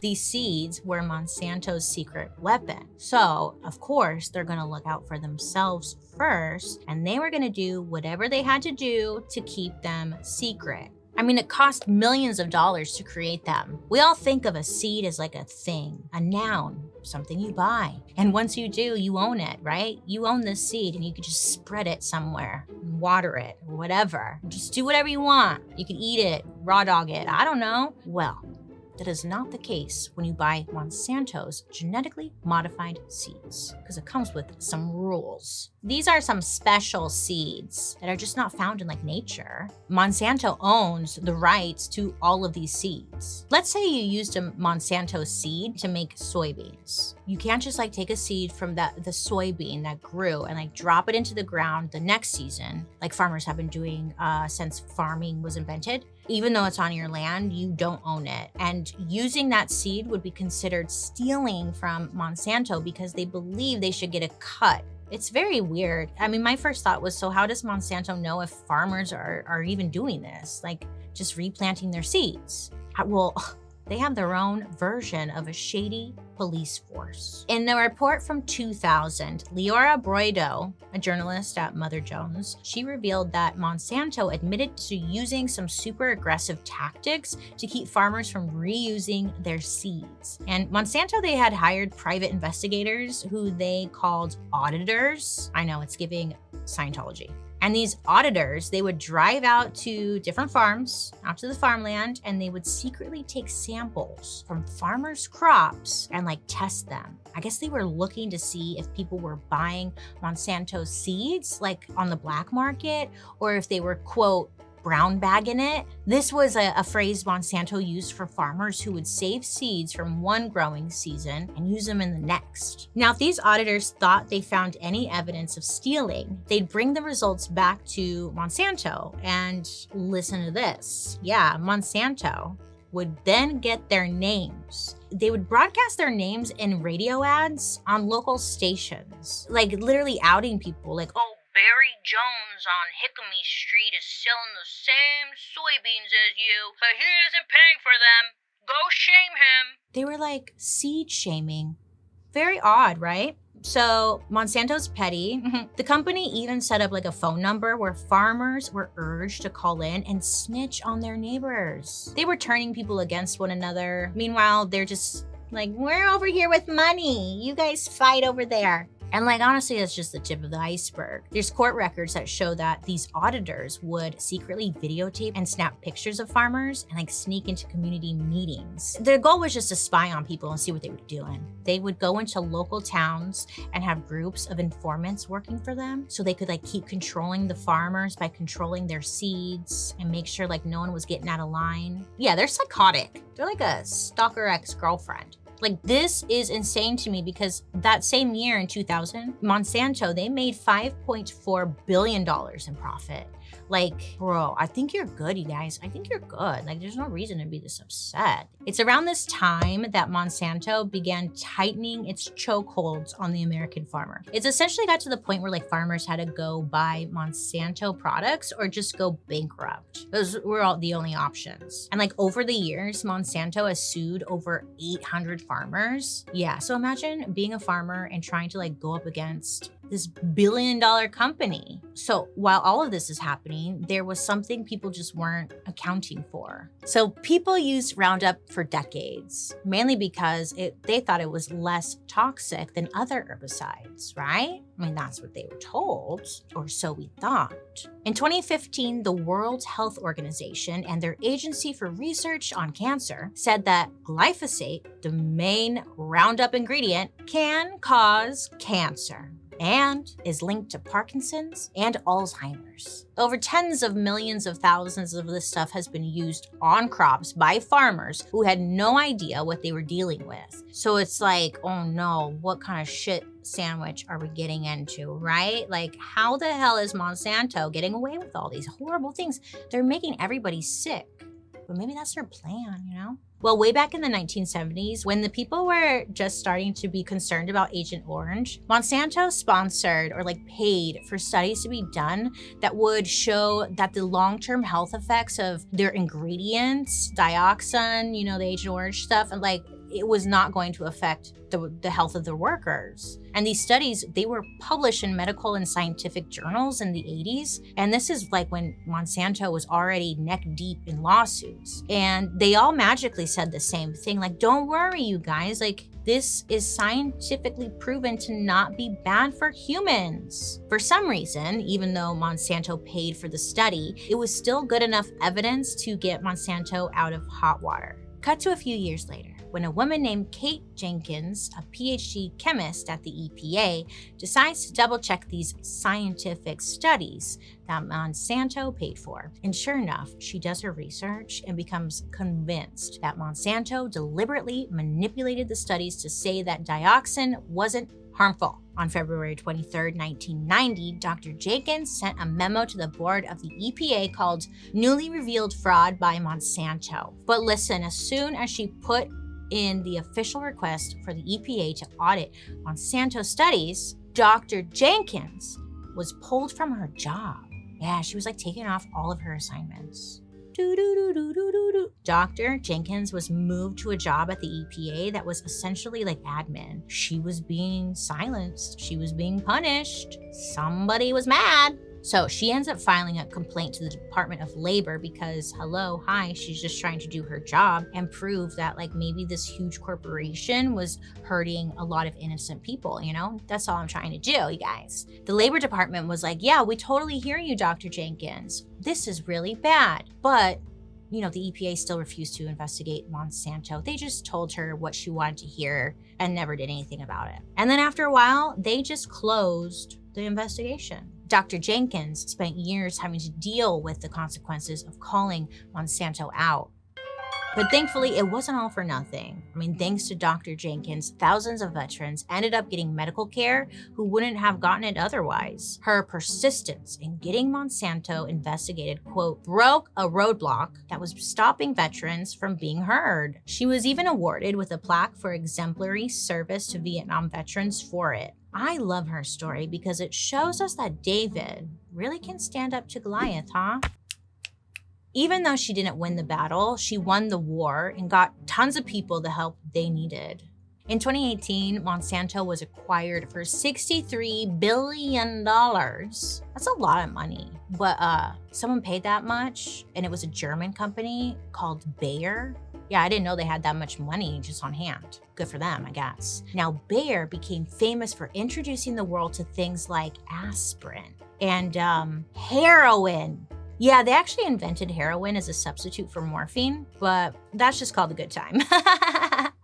I'm just kidding. But I say we put a pin in it and do an episode on Bayer. I just don't want them to kill me, because like they might.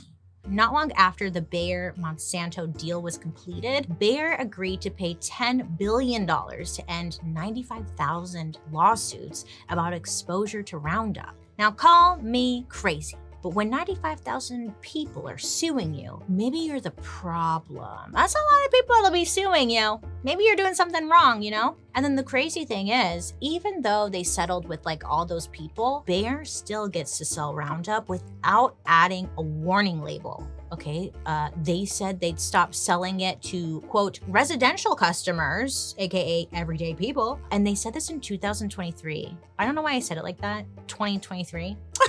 2023. They said that. It's like, oh, wow, a million years too late, but they're still gonna sell it. Okay, they sell it to big commercial farmers that make our food. And to be fair, like Monsanto's scientific contributions to agriculture and farming has been impressive, right? But that's where they're getting their money from. So it's like, of course they want to fund and help them. But at the same time, all of that progress has come at the expense of hundreds of thousands of people. Hey, maybe if Bayer took all the Monsanto tech and decided to use it for good instead of evil, I don't know, like maybe they could do the thing they wanted to do from the very beginning. Build a better future for everyone. Yeah. Remember the Walt Disney? What was that about? Can we go back to that? Okay, so where's Monsanto now? Well, the interesting thing is if you try to visit their website, yeah, just like Monsanto.com, there's nothing there. It's just blank. Like there used to be a website and now it's just abandoned. It's just blank. They know what they did. They are running because when Bayer acquired Monsanto, it gave them a nice little safety umbrella, you know? And like now Monsanto kind of just blends into the background. It's like a ghost. It's like a ghost. And you can't sue a ghost if you can't really figure out where the ghost is at, right? I mean, you can, but it's so much harder. And honestly, it kind of reminds me of the way Johnson & Johnson created all those shell companies to dodge lawsuits for like their biggest product, which is still being sold today, baby powder, right? And this is just like baby powder. I mean, Roundup is still on the market, which is kind of a crazy thought, but here's something even crazier. Monsanto's patent on glyphosate expired in the year 2000. This meant that other companies were allowed to start using it, and not just in herbicides, I mean, in food too. So by 2015, more than 750 products made with glyphosate were being sold in the US, according to the National Pesticide Information Center. Here's a couple. Are they scrolling? Did they insert them? There's a few. It's everywhere, bitch. The Environmental Working Group reported in 2019 that widespread glyphosate contamination affected oat products, pasta, cereal, crackers, chickpea flour, pizza, lentils. I mean, the list goes on and on, and nothing is safe. Get out now. But it's still allowed to be sold because, like I said, Monsanto has paid for tons of studies to be done proving that it doesn't cause cancer, you guys. You're being so dramatic. The problem is, like we just learned, it's everywhere now. And as recently as 2018, Monsanto lost a lawsuit to a man and awarded him over $80 million because he was able to prove that Roundup had caused his cancer. Good for him, but like, damn, you know? Miami, Portland, Maine, Austin, and Los Angeles County have all banned or restricted glyphosate in like some way. And Germany even banned it like across the board, the whole country. It makes you wonder what other corporations have going on behind closed doors. I mean, things we don't even know about yet. These companies are great at removing their fingerprints from the crimes they've committed. So we gotta call them out when we can. Let's go.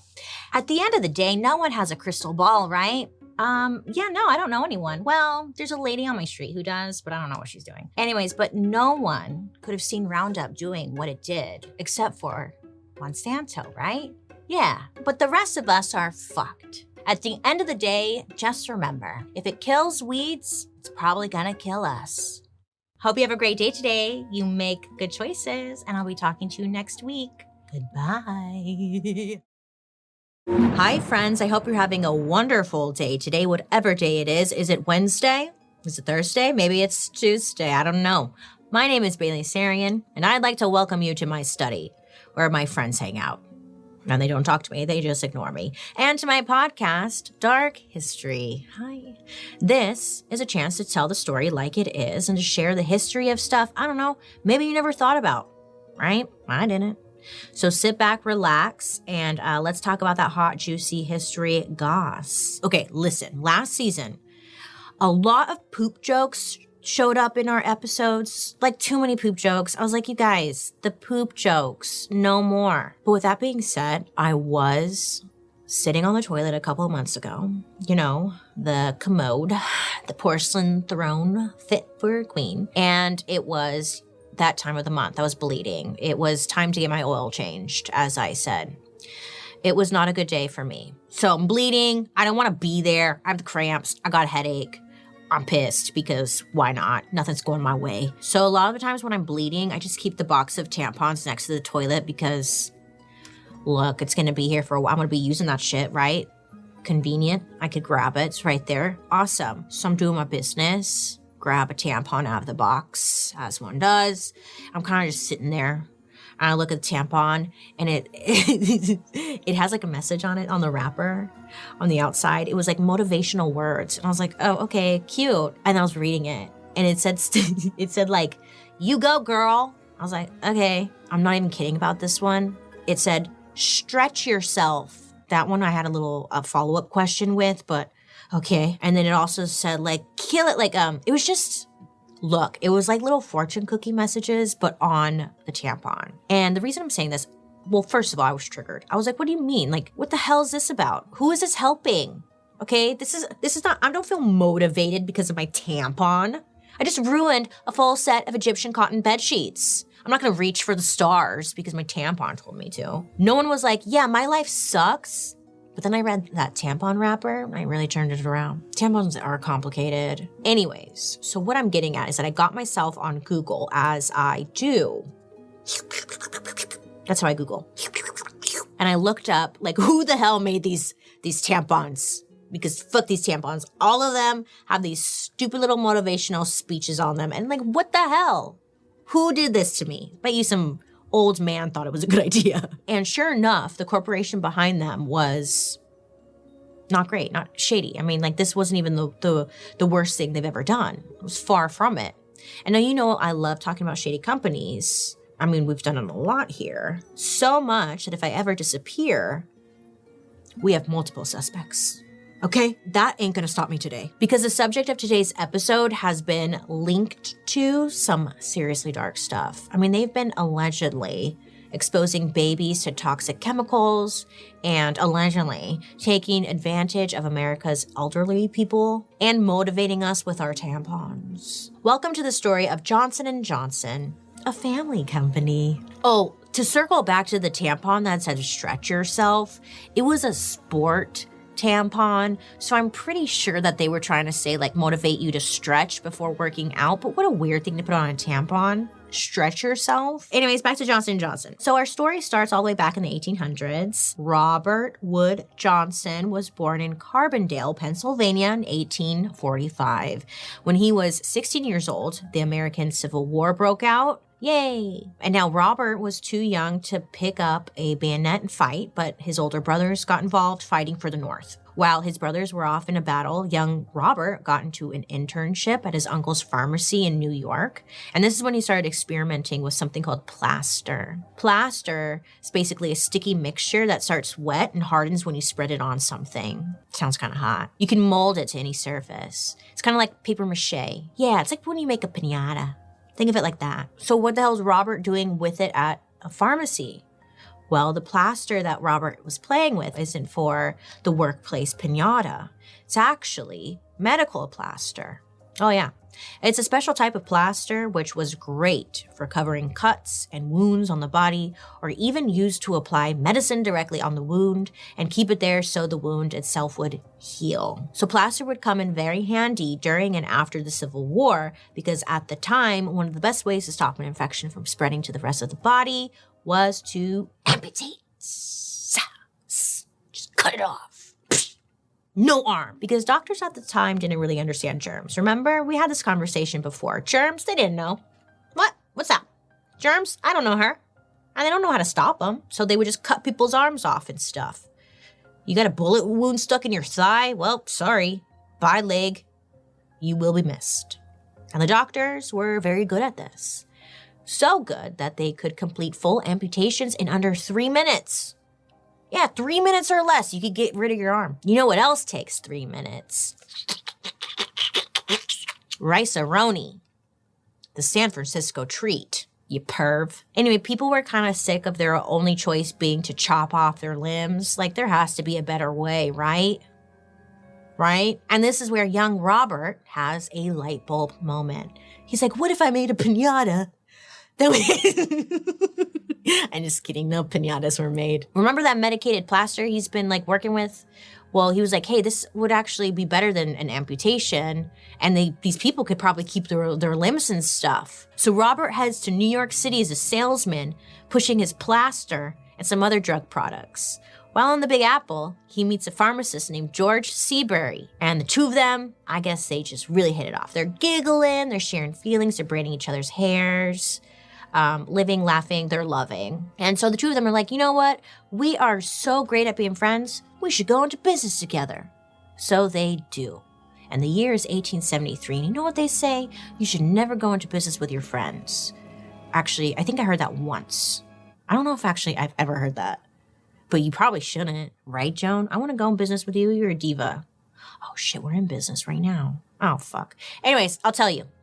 People loved what these guys were selling. So their main product that they were selling was the medicated plasters. And because they were so good at creating these things, it didn't take long for their company named Seabury and Johnson to be known all over the world for their healthcare products. And for 3 years, they were crushing it. Just for 3 years. But then in 1876, everything changed. Okay, so there's this thing that happens. The World's Fair. It rolls into Philadelphia. Now at this time, the World's Fair, oh, bitch, it was the shit. Literally everyone went. I'm talking like millions of people all over the place. I'm talking like 35 different countries would also come in and participate in the fair. It was the best place to show off new inventions, and a lot of the things that we still have today actually came from the Philadelphia World Fair. For example, the sewing machine, the telephone, the portable bathtub was a thing. I'd use it. Oh, you know who else was there? But popcorn. Popcorn, remember?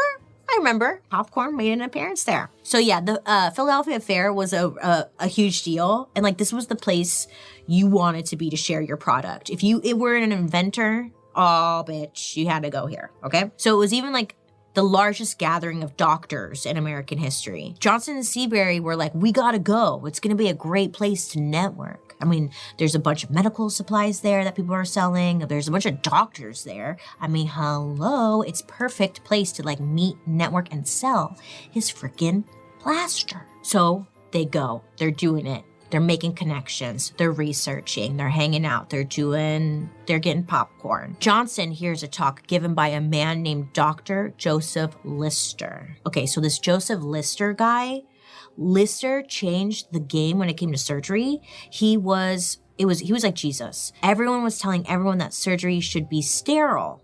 You know, before Lister, people didn't really even care about keeping things clean during surgery. And on top of that, it was said that like doctors didn't even wash their hands after surgery or in between surgeries. They were just raw dogging it. So Lister, he goes on a stage and he told the world that surgeons should be sterilizing their instruments, their hands, and maybe they should even be sterilizing like the skin of the patients. Hey, maybe we should be sterilizing things, is what this Lister guy was saying. And everyone was like, wow, this is groundbreaking information we're hearing. And there was one guy in the crowd who thought, like, yeah, this is definitely the future of medicine. And this guy was Mr. Johnson himself. Side note, Dr. Lister, he's the guy who invented Listerine, the mouthwash. Yeah, wild, huh? But that has nothing to do with Johnson & Johnson. But that's him. Lister, his talk inspires Mr. Johnson because if sterile surgeries were going to sweep the nation, then all those doctors are going to sterile their supplies, right? So Johnson sees an opportunity.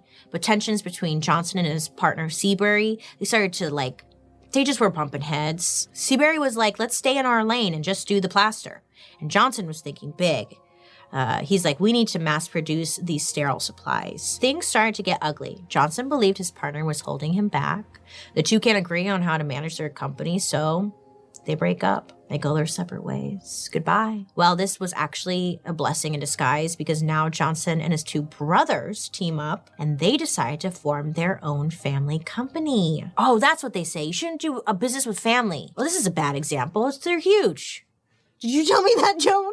Oh, why do I believe everything you say? Anyways, Robert Johnson gathers his brothers and tells them all about his ideas about medicated plaster and sterilization. Boring. He's like, we're just talking about boring stuff. And he's like, guys, I've got ideas and they could be huge. And the brothers are like, fuck yeah, you do, bro. I like that was the voice I went with. You guys.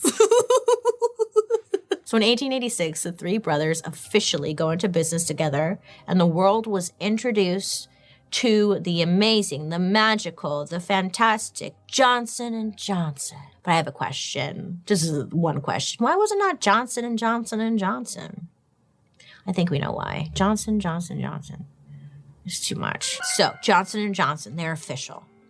Now, they didn't waste any time. Faster than you can amputate a leg, Johnson & Johnson was getting stuff done. And not just small little stuff either. One of the first things they did was create the world's first mass-produced sterile surgical supplies. They're like, get with that, bitches. Now that was huge because guess what? You can now have surgery and not die from an infection. That's all we wanted as people. It's not just that, but since it was mass-produced, this meant that everybody could have it. So it wasn't just for the fancy rich people who could afford clean surgery tools. Oh, nay. Boom. Right off the bat, they already changed the world, okay? And honestly, good call from Mr. Johnson, leaving the Seabury guy. You know? Yeah, good for you guys. Doing it. Okay, so growing, and they're like, what else? What other bangers can we come out with? They expanded into ready-to-use surgical plasters and adhesives, aka the Band-Aid. Oh, they are dropping hit after hit. Yeah. That Band-Aid, bitch. That Band-Aid. It was invented by Johnson & Johnson. But again, they're not going to stop there. Oh, no. They got to come out with another one. It's called the First Aid Kit. Okay, so they come out with another banger. It's that First Aid Kit, okay? Now, the First Aid Kit is iconic because it's going to help with the railroad workers. So if you watch the Gilded Age episode, or listen to it, I'm sorry, you remember we had mentioned that, everybody was getting hurt on the job. Well, Johnson & Johnson came out here and was like, hey, what if we gave everyone, first aid kits so if someone got hurt, they could put a Band-Aid on it? I mean, they were coming out with some groundbreaking things that we could rely on as humans, really, things that are gonna help us keep us alive. Icons. You know what's funny? This is a side note about a Band-Aid. You always have one Band-Aid box and that's it. You buy one and it lasts forever. You don't even have to buy Band-Aids. They just show up at your house one day and you're like, how the hell did this get here? I don't know. The other day I needed a Band-Aid because I fell in a bush. If you watch my Instagram story, you saw I fell in a bush. It's a long story. But I scraped up my knee real bad and I just had a Band-Aid. And I was like, oh, I know where it's at. It's underneath my bed on the left side. towards the wall. And guess what, bitch? It was Band-Aids, like corn, always there for you. Not sponsored. Anywho, so they're crushing it, okay? And they accidentally stumbled upon the product that would be their Jesus. Okay, this is gonna be the product that goes on to be the best-selling product of all time. It would take Johnson & Johnson to the next level and make them that iconic household name. And not only that, it's gonna help them start raking in the cash, baby. And you know what happens when you get more money? More problems. So in the 1800s, there is a new mineral discovered. Oh yeah, a mineral called talc. Talc. That's the softest mineral ever found. And because of this, it could be ground into a powder called talcum powder. And pretty soon, it's discovered that this powder had a ton of really good uses. Look, I could sit my fat butt right here and spend the whole episode just listing what talcum powder is in. It's in everything, bitch. It's in mascara, it's in crayons, it's in gum, it's in all of your makeup. Yeah, it's in everything. But again, I won't get into that. Now, people realized that talcum powder was the best at reducing friction and keeping things nice and dry. Kind of like a dry lube. I know it's confusing to think of dry lube, but it prevents friction, hence the lube, but it keeps you nice and dry, hence the dry. It makes sense. Have you ever put it under your boobs? You shouldn't, but like it absorbs all that sweat, the inner thigh. A lot of guys use it on their balls, which I didn't know until like later in life. And I was like, why do you always have baby powder? I still kind of don't understand how you guys do it. Like, what are you doing exactly? Are they just like smacking their balls with baby powder? Let me know in the comment section. I never really asked further questions. I just know it goes on the balls. Anyways. So this seems like a godsend to Johnson & Johnson because around this time, people had some complaints about their signature product. You know, the plasters. Now, the plasters, I guess, could irritate your skin and leave you a little chafy. So Johnson & Johnson had this idea to send this talcum powder out to their customers who were getting like the Band-Aid rashes. And they were like, use this. It's going to work miracles. And boy, did it. People at home were like, wow, if this worked that well on my rash, it must work on other rashes, like diaper rash. Yeah, huge problem. Huge problem. Always a concern. But back then, it was like real bad. They didn't have any answers, you know? So somebody figures out that you can actually put talcum powder on a baby's butt, and it proves to be super effective on diaper rash. And the customers were like, holy crap, this is groundbreaking information. Johnson & Johnson, heroes, icons, legends, you know? So Johnson & Johnson, they're like, holy crap, this is an opportunity for us to make a lot of money. So they decided to start selling talcum powder to the masses under the name Johnson & Johnson's baby powder. And from the word alone, like this product is a hit. I mean, once women start talking like this product is stopping rashes on babies' butts, and it's also preventing them from screaming and crying. I mean, people are losing it. This is a godsend, you know? In 1913, Johnson & Johnson had a whole campaign aimed at women using the tagline, best for baby, best for you. And it worked big time. The brand was popular. It was thriving. It was everywhere. It was a staple in the house. Johnson & Johnson's living up to their promise to America to be like a family brand, just making people healthier.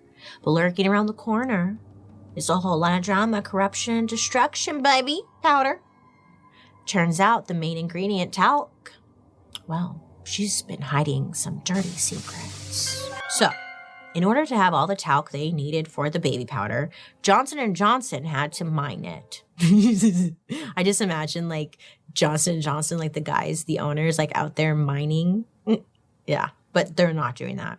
Johnson & Johnson, they end up working with like a mining company or two. You see, when you find talc underground, you usually find something called asbestos right along with it. And here's the problem with that. Asbestos causes cancer. Yeah, shit. Asbestos can be found close by, sometimes in the talcum powder. Back in the 1940s and 50s, scientists linked asbestos with lung cancer. So it was like, it's just a risky product is what I'm getting at. Now, a lot of times when people get cancer, they don't really know the exact cause of it. I mean, it's hard to track down the single source of the cancer. There's some exceptions like smoking and asbestos. And since talc was full of asbestos, it was pretty easy to track it back to talc. So Johnson & Johnson uses a bunch of talc in their baby powder. So it was up to them to make sure, like, you know, that there isn't a harmful amount of asbestos in there. Everyone's putting it on their babies. But here's the thing. In the early 1970s, Johnson & Johnson was testing their talc product and found asbestos. And some lab reports even called their levels of asbestos, quote, rather high, end quote. But not a big deal at this time because asbestos wasn't illegal, at least, like, not according to the FDA, you know? But then in 1976, the FDA comes out and says asbestos is bad. And they were going to start telling companies how much they could actually have in their products. So you'd think Johnson & Johnson would tell them about their tests and report their asbestos levels. But of course they didn't. Because why would they do that? Because, like, you know, they're a large corporation. What are they going to do? Be honest? No. They buried those reports. And they just continued business as usual. I mean, like, do you really think a large company is going to do the right thing? You think they're going to be like, oh no, our product has asbestos in it? Guess we have to throw it all away. It's like, no. You think they're, no, it's kind of like in school when, like, your teacher would say, like, hey, you can grade your own test. Did anyone give themselves an F? Do you think Johnson & Johnson's going to give themselves an F? No. They give themselves an A. Okay? They're like, yeah, we don't have it. We removed it all. It's gone. The asbestos, she's gone. And the FDA they don't do anything about it. They let this whole thing slide. But even still, Johnson & Johnson buried all of the information about baby powder ever being linked to cancer or asbestos. And it wouldn't go public and blow up for like a few more decades. Oh, yeah. So after all this, Johnson & Johnson, the company, the big bosses, they were sweating. They were worrying. They were like, holy shit, that was close. Am I right? And this little hiccup didn't, like, stop them, you know, because they continued to dominate the market in the 80s, especially when it came to the everyday products that people were using.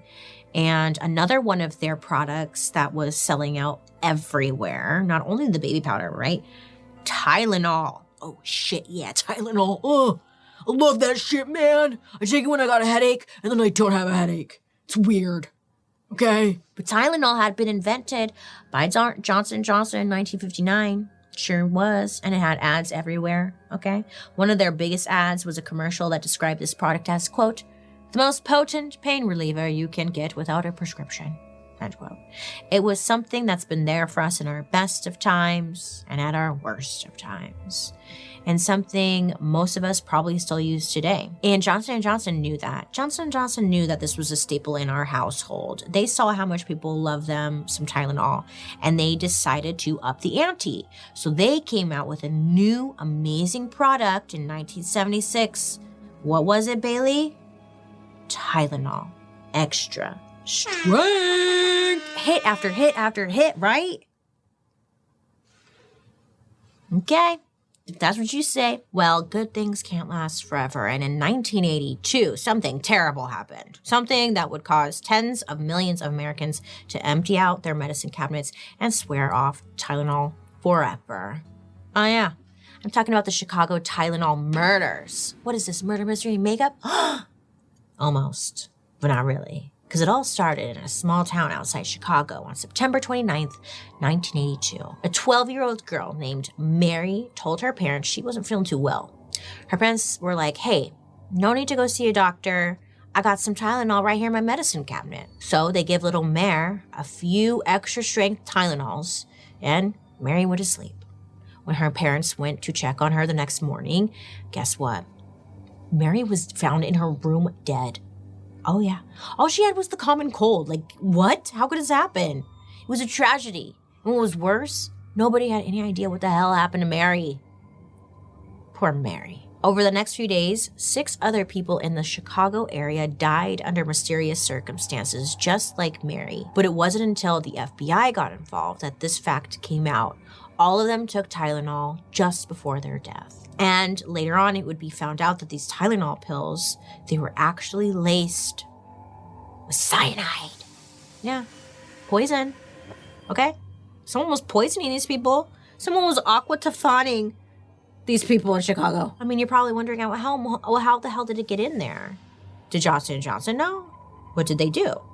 Well, Johnson & Johnson was not going to let this ruin the company, but the media already had been reporting on these murders, so Johnson & Johnson couldn't use their money to control the narrative like they had with the baby powder fiasco. But now, people were terrified of Tylenol, so Johnson & Johnson jumps into action and thankfully recalls 31 million bottles of Tylenol, telling people they could turn in their freaking bottles that might have freaking cyanide in it for a new bottle of Tylenol.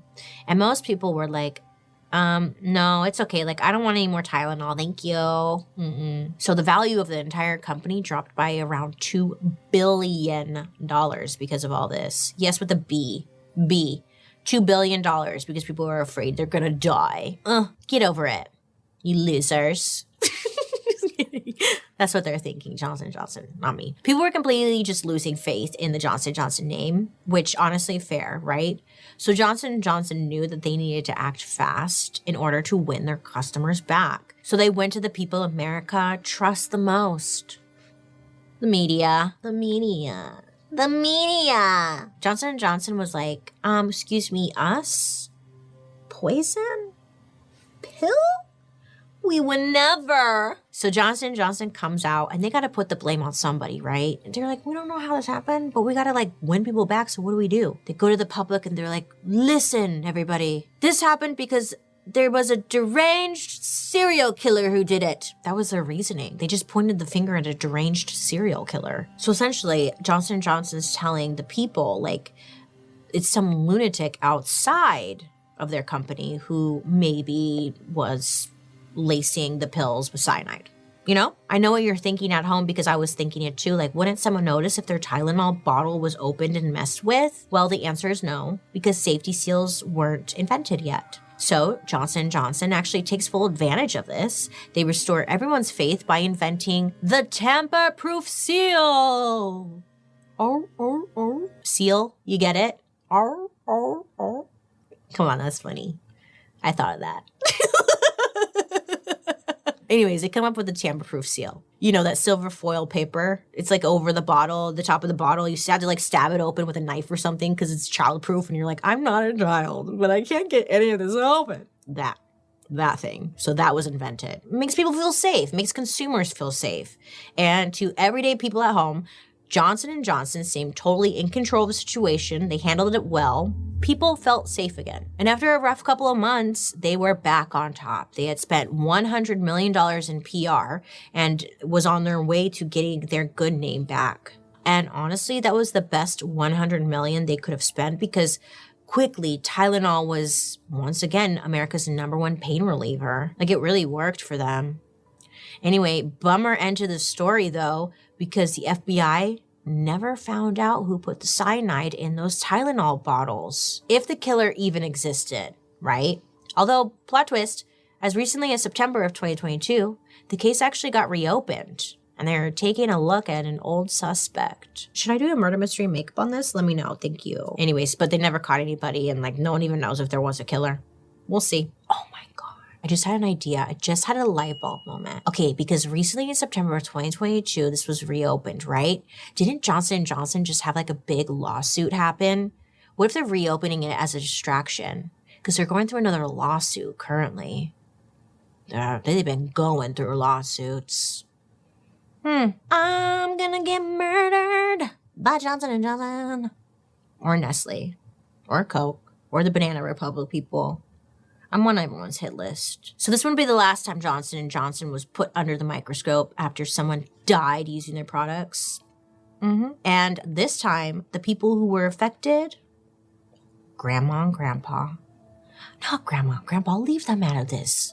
Leave them alone. So I think in order to understand this next part of Johnson & Johnson's journey, we need to talk about a woman named Jessie. In 1996, a 96-year-old Texas woman named Jessie Stagner fell and broke her hip. Despite her age, Jessie was still with it.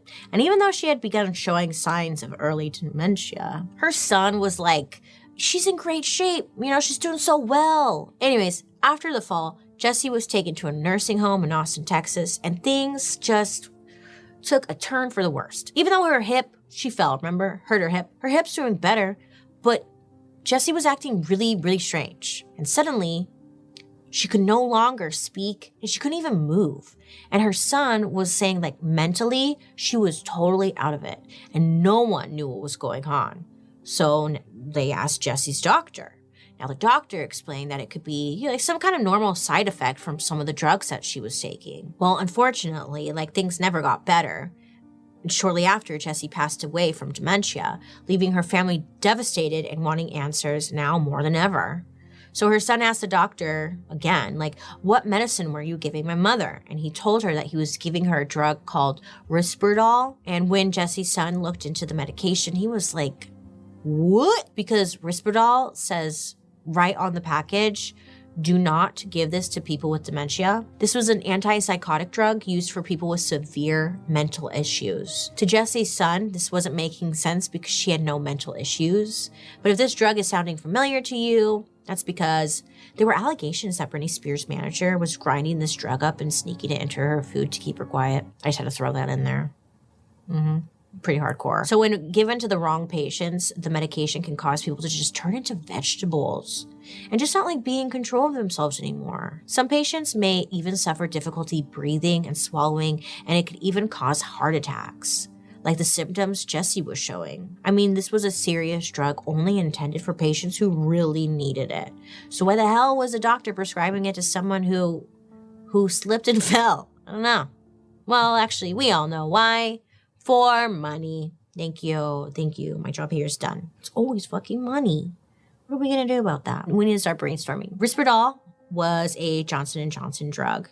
And some bad apples at Johnson & Johnson had a deal with some people at a pharmaceutical company called like Omnicare. Pretty much the easiest way to explain it is like the more Risperdal they would give to older patients, the more money would go straight into the doctor's pockets. So they were getting kickbacks for pushing this drug onto people who didn't even need it. Prescribing this medicine went on for years in the 90s and 2000s, and this turned out to be one of the largest healthcare fraud schemes this country has ever seen. Oh yeah. It's very similar to what's going on with like the opiate crisis, where a lot of doctors were just pushing it because they were making money off of the drug itself. Does that make sense? I hope so. This is what companies like Johnson & Johnson are capable of. They can target people who can't stand up for themselves. I think the saddest part about this is that people tend not to ask questions when it has to do with our senior citizens, you know? Plus, it's maybe you just don't know any better. They just like take lots of drugs. Okay, so the guilty Johnson & Johnson executives went to prisons for their part in that scandal, right? Of course not. Of course not. Of course not. But they did have to pay up, which I guess does something. The federal government had been on to Johnson & Johnson for years. They always seemed to get away with getting any lawsuits, but this time there was tons of evidence. Poisonings, paper trails, payoffs, using evidence they found. The FBI ended up building like a case against the company. It showed that Johnson & Johnson's company, they had another name to it, like a secret company, was paying doctors to prescribe unapproved drugs to treat the elderly and even kids. Yeah, so Johnson & Johnson made a fake company, and under this fake company is where, I don't think it was fake because it was a company. They were pushing drugs on people. Just fucking mess.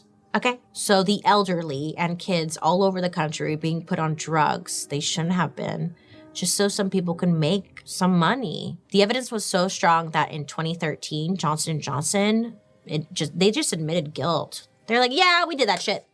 Sorry about it. Not only that, Johnson & Johnson ended up having to pay over like $2 billion in settlements. If you guys listen to my stories, you know that companies never admit guilt. rarely pay up, and almost never do both, like never. So for Johnson & Johnson to do both here, there must have been some serious evidence against them. And honestly, we'll never know because the documents are sealed. I think that's how you just get around it. If you want the documents sealed, you just got to pay everyone off. And they could afford it. Once again, Johnson & Johnson had the resources to recover in the public's eye and just continue forward, as they always do, as they're doing right now. When most people heard the name Johnson & Johnson, they think like the family company, baby powder, products you could trust. Because even though all this shady shit was going down, they were good at covering their tracks. They had a squeaky clean image. But karma finally started to bite Johnson & Johnson right on their powdery butt cheeks. Okay, so remember those tests back from the 1970s that showed there was asbestos in Johnson & Johnson's talc?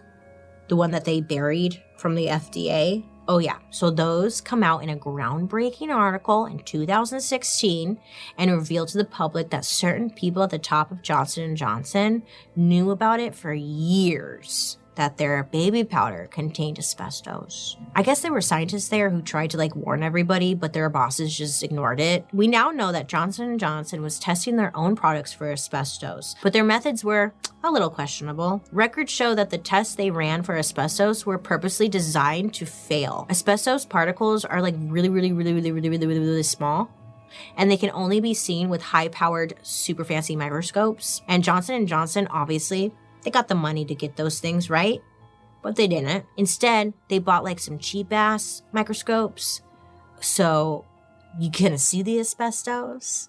So when they told the FDA, hey, we don't see any asbestos in here, technically they're not lying. They don't. They got one of those Fisher-Price microscopes things.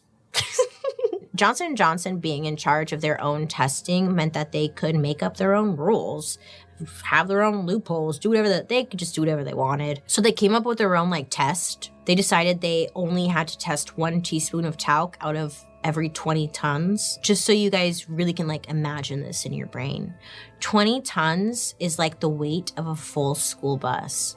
So for every school bus of talc, Johnson & Johnson was only testing for asbestos in a teaspoon's worth. Yeah, I don't think the math is mathing on that one, you guys. And sources showed that they still managed to find, quote, rather high levels of asbestos with their shitty microscope in only a teaspoon amount is concerning. Now, I'm no scientist, but that seems not great. And the World Health Organization and plenty of other health authorities say there is no safe level of exposure to asbestos because even the teeniest amount can trigger cancer. But luckily for the Johnson & Johnson legal department, lung and ovarian cancer usually take years to develop. This meant that people would never make the connection between baby powder and cancer, or if they did, it's how are they going to prove that in court? Do you remember those commercials? Do you or a loved one suffer from mesothelioma? Contact the law offices of Sarian and Sarian. Darlene Coker was 52 when she was diagnosed with mesothelioma, a rare and deadly lung cancer. Darlene was a mother of 2 from Texas. Texas, they've got something going on over there. Anyways, Darlene was a mother of 2 from Texas and worked as a massage therapist. When she got the diagnosis, she was devastated, but she was also extremely confused. Mesothelioma affected mostly men who worked in mines or shipyards where they inhaled asbestos. So it was how the hell am I getting that? I'm a massage therapist, So she hires a lawyer to help her figure out the cause. So her doctor runs some tests and finds asbestos and talc fibers in her lung tissue. And suspect number 1 is none other than Johnson & Johnson's baby powder. Now, Darlene had used it for years on her daughters and herself, never suspecting this innocent product from a wholesome family company could be a killer. In 1999, Darlene became one of the first people to sue Johnson & Johnson for the cancerous effects of its signature product, a fucking baby powder. Somehow, and this doesn't even surprise me, but Johnson & Johnson was able to completely avoid handing over any talc results during the trial, and this put sole responsibility on Darlene to provide proof. But what is she gonna do? Take out a chunk of her lungs and say look, this talc matches your talc. It's just a fucking David versus Goliath case. And in the end, it ends up getting dropped. Darlene would passed away 10 years later, but her case would eventually save lives because it was the first to signal to others that this trusted product was potentially deadly. More people would come out of the woodwork with cancer they believed was caused by baby powder. The thing that's insane about this is that when you're diagnosed with terminal illness like lung cancer, you might not even bother trying to point the finger at what caused it. And even if you did find the cause, most people, you don't have the money to hire a powerful attorney. So the thousands of lawsuits that eventually are brought against Johnson & Johnson are probably just a tiny portion of all the people actually impacted by baby powder. So like I said, all of this was very convenient for Johnson & Johnson. Even though reports showed they knew it had asbestos, their talc-based baby powder was still sold pretty much everywhere. They just kept letting people use it.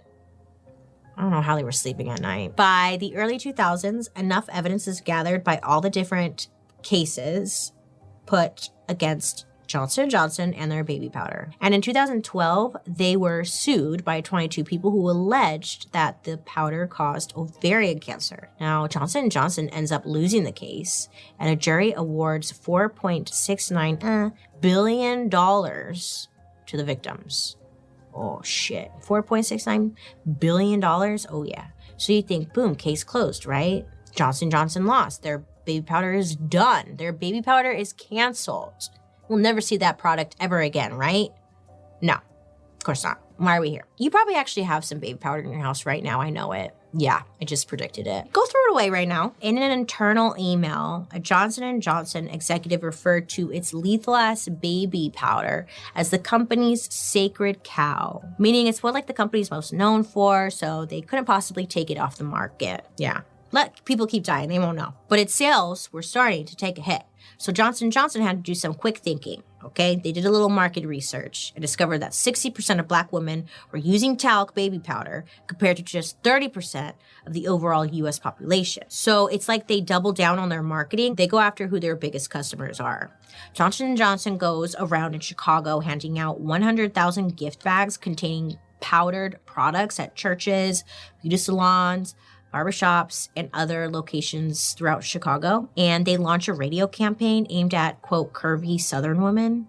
Yeah, and they even try to get Aretha Franklin to be their spokesperson for the ads. Keep in mind the whole time the company fully knows that the product has been linked to causing both ovarian and lung cancer in their customers. You guys are fucked. Johnson & Johnson.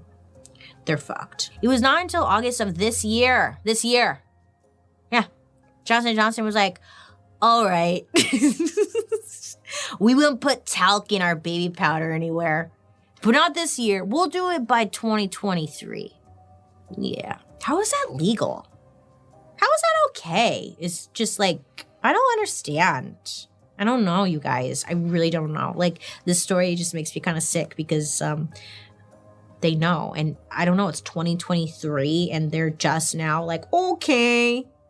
Oh, I feel sick. Recently, the company has faced even more backlash thanks to documentaries there's one on HBO. It's called Not So Pretty. It came out earlier this year, which was bringing a lot of awareness about the shady things Johnson & Johnson's doing. Well, of course, because Johnson & Johnson has money, it's probably not surprising to you that they would come up with some kind of strategy to get out of having to pay for the financial responsibility of their lawsuits. So essentially, Johnson & Johnson was they did something shady. They split themselves into two different companies and they declared bankruptcy on one of their companies. So this meant that anyone who filed a lawsuit against Johnson & Johnson, they can claim that they don't have any money for a payout. They're bankrupt. It's a really shady thing that a lot of people end up doing because it's legal. So if you're ever getting sued, make a fake company and declare bankruptcy. There you go. Learn something new. That's how they do it. Congrats, Johnson & Johnson. You did it.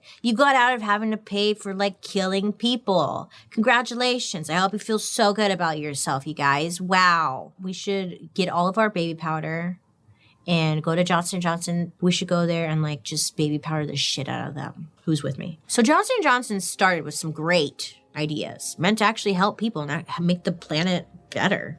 But at some point, the company ended up just losing their way and became another greedy corporate villain. And here's the thing, baby powder. Baby powder is just like the tip of the iceberg. Johnson & Johnson had some major recalls recently for wild reasons. From 2009 to 2011, there just happened to be metal shards discovered in some of their liquid medicines like eye drops.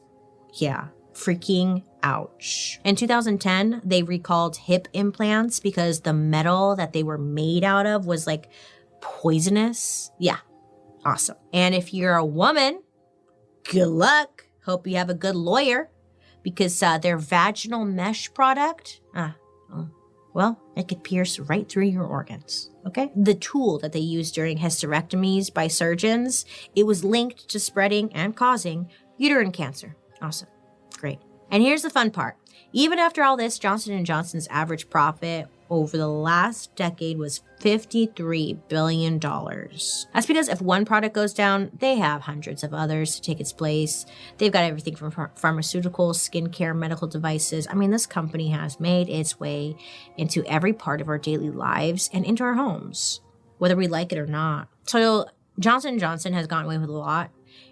And there's probably so much that we will never know about because it's not like they're going to come out and do a tell-all, you know? And like a lot of their documents are sealed and stuff. We need an insider to come forward and write a book. One of the Johnsons, please do it. That's the only way we'll get the truth. And even then, they're probably going to be like, well, it wasn't that bad. But the thing that really gets me is that Johnson & Johnson goes around talking about how they're a family company. But whose family? You know, it's such a slap in the face. I mean, to this day, they're still selling this talc-based baby powder. It's literally on the shelves. You could go right now and get it. They could have recalled it at any time. And I mean, look what they did with the Tylenol scare. They fixed it. Did they? I don't know. I mean, they made a seal. But like, they didn't like fix it. Because what was that all about? Some people think it was an inside job. Anyways, baby powder isn't even their big money maker. It's like a fraction of their overall profit. In my personal opinion, I think Johnson & Johnson won't take it off the shelves because it's kind of like they would be admitting that they're guilty. Getting rid of the baby powder is like saying, oh, you're right. Our baby powder's bad. Sorry about that. But that's just my opinion. For the most part, most of Johnson & Johnson's products aren't recalled and they are not going to kill you, which is great. There really is a ton of good that they do in the world. Everything from surgical supplies to the Band-Aids, you know, not the motivational tampons. But they got a pretty decent track record. But the stuff I did highlight is still pretty freaking bad. And that's just what we know. And that's what's really frustrating. We know that you could do better and you could do the right thing. Johnson & Johnson, I'm speaking to you. Hi. So why not just do the right thing? I don't get that. Why? Money from... Come on. I don't get it. So next time you're changing your tampon, you know, look at those motivational words. Stretch it. Just rip that shit out. Swing it around like a helicopter and let that shit go. Throw it in Johnson & Johnson's face. Anyways, thank you guys so much for hanging out with me today. I hope you have a wonderful day. You make good choices. Go pop a Tylenol, put on some slippers, and take a little nap. Doesn't that sound nice? I hope you have a great day, and I'll be talking to you next week. Goodbye.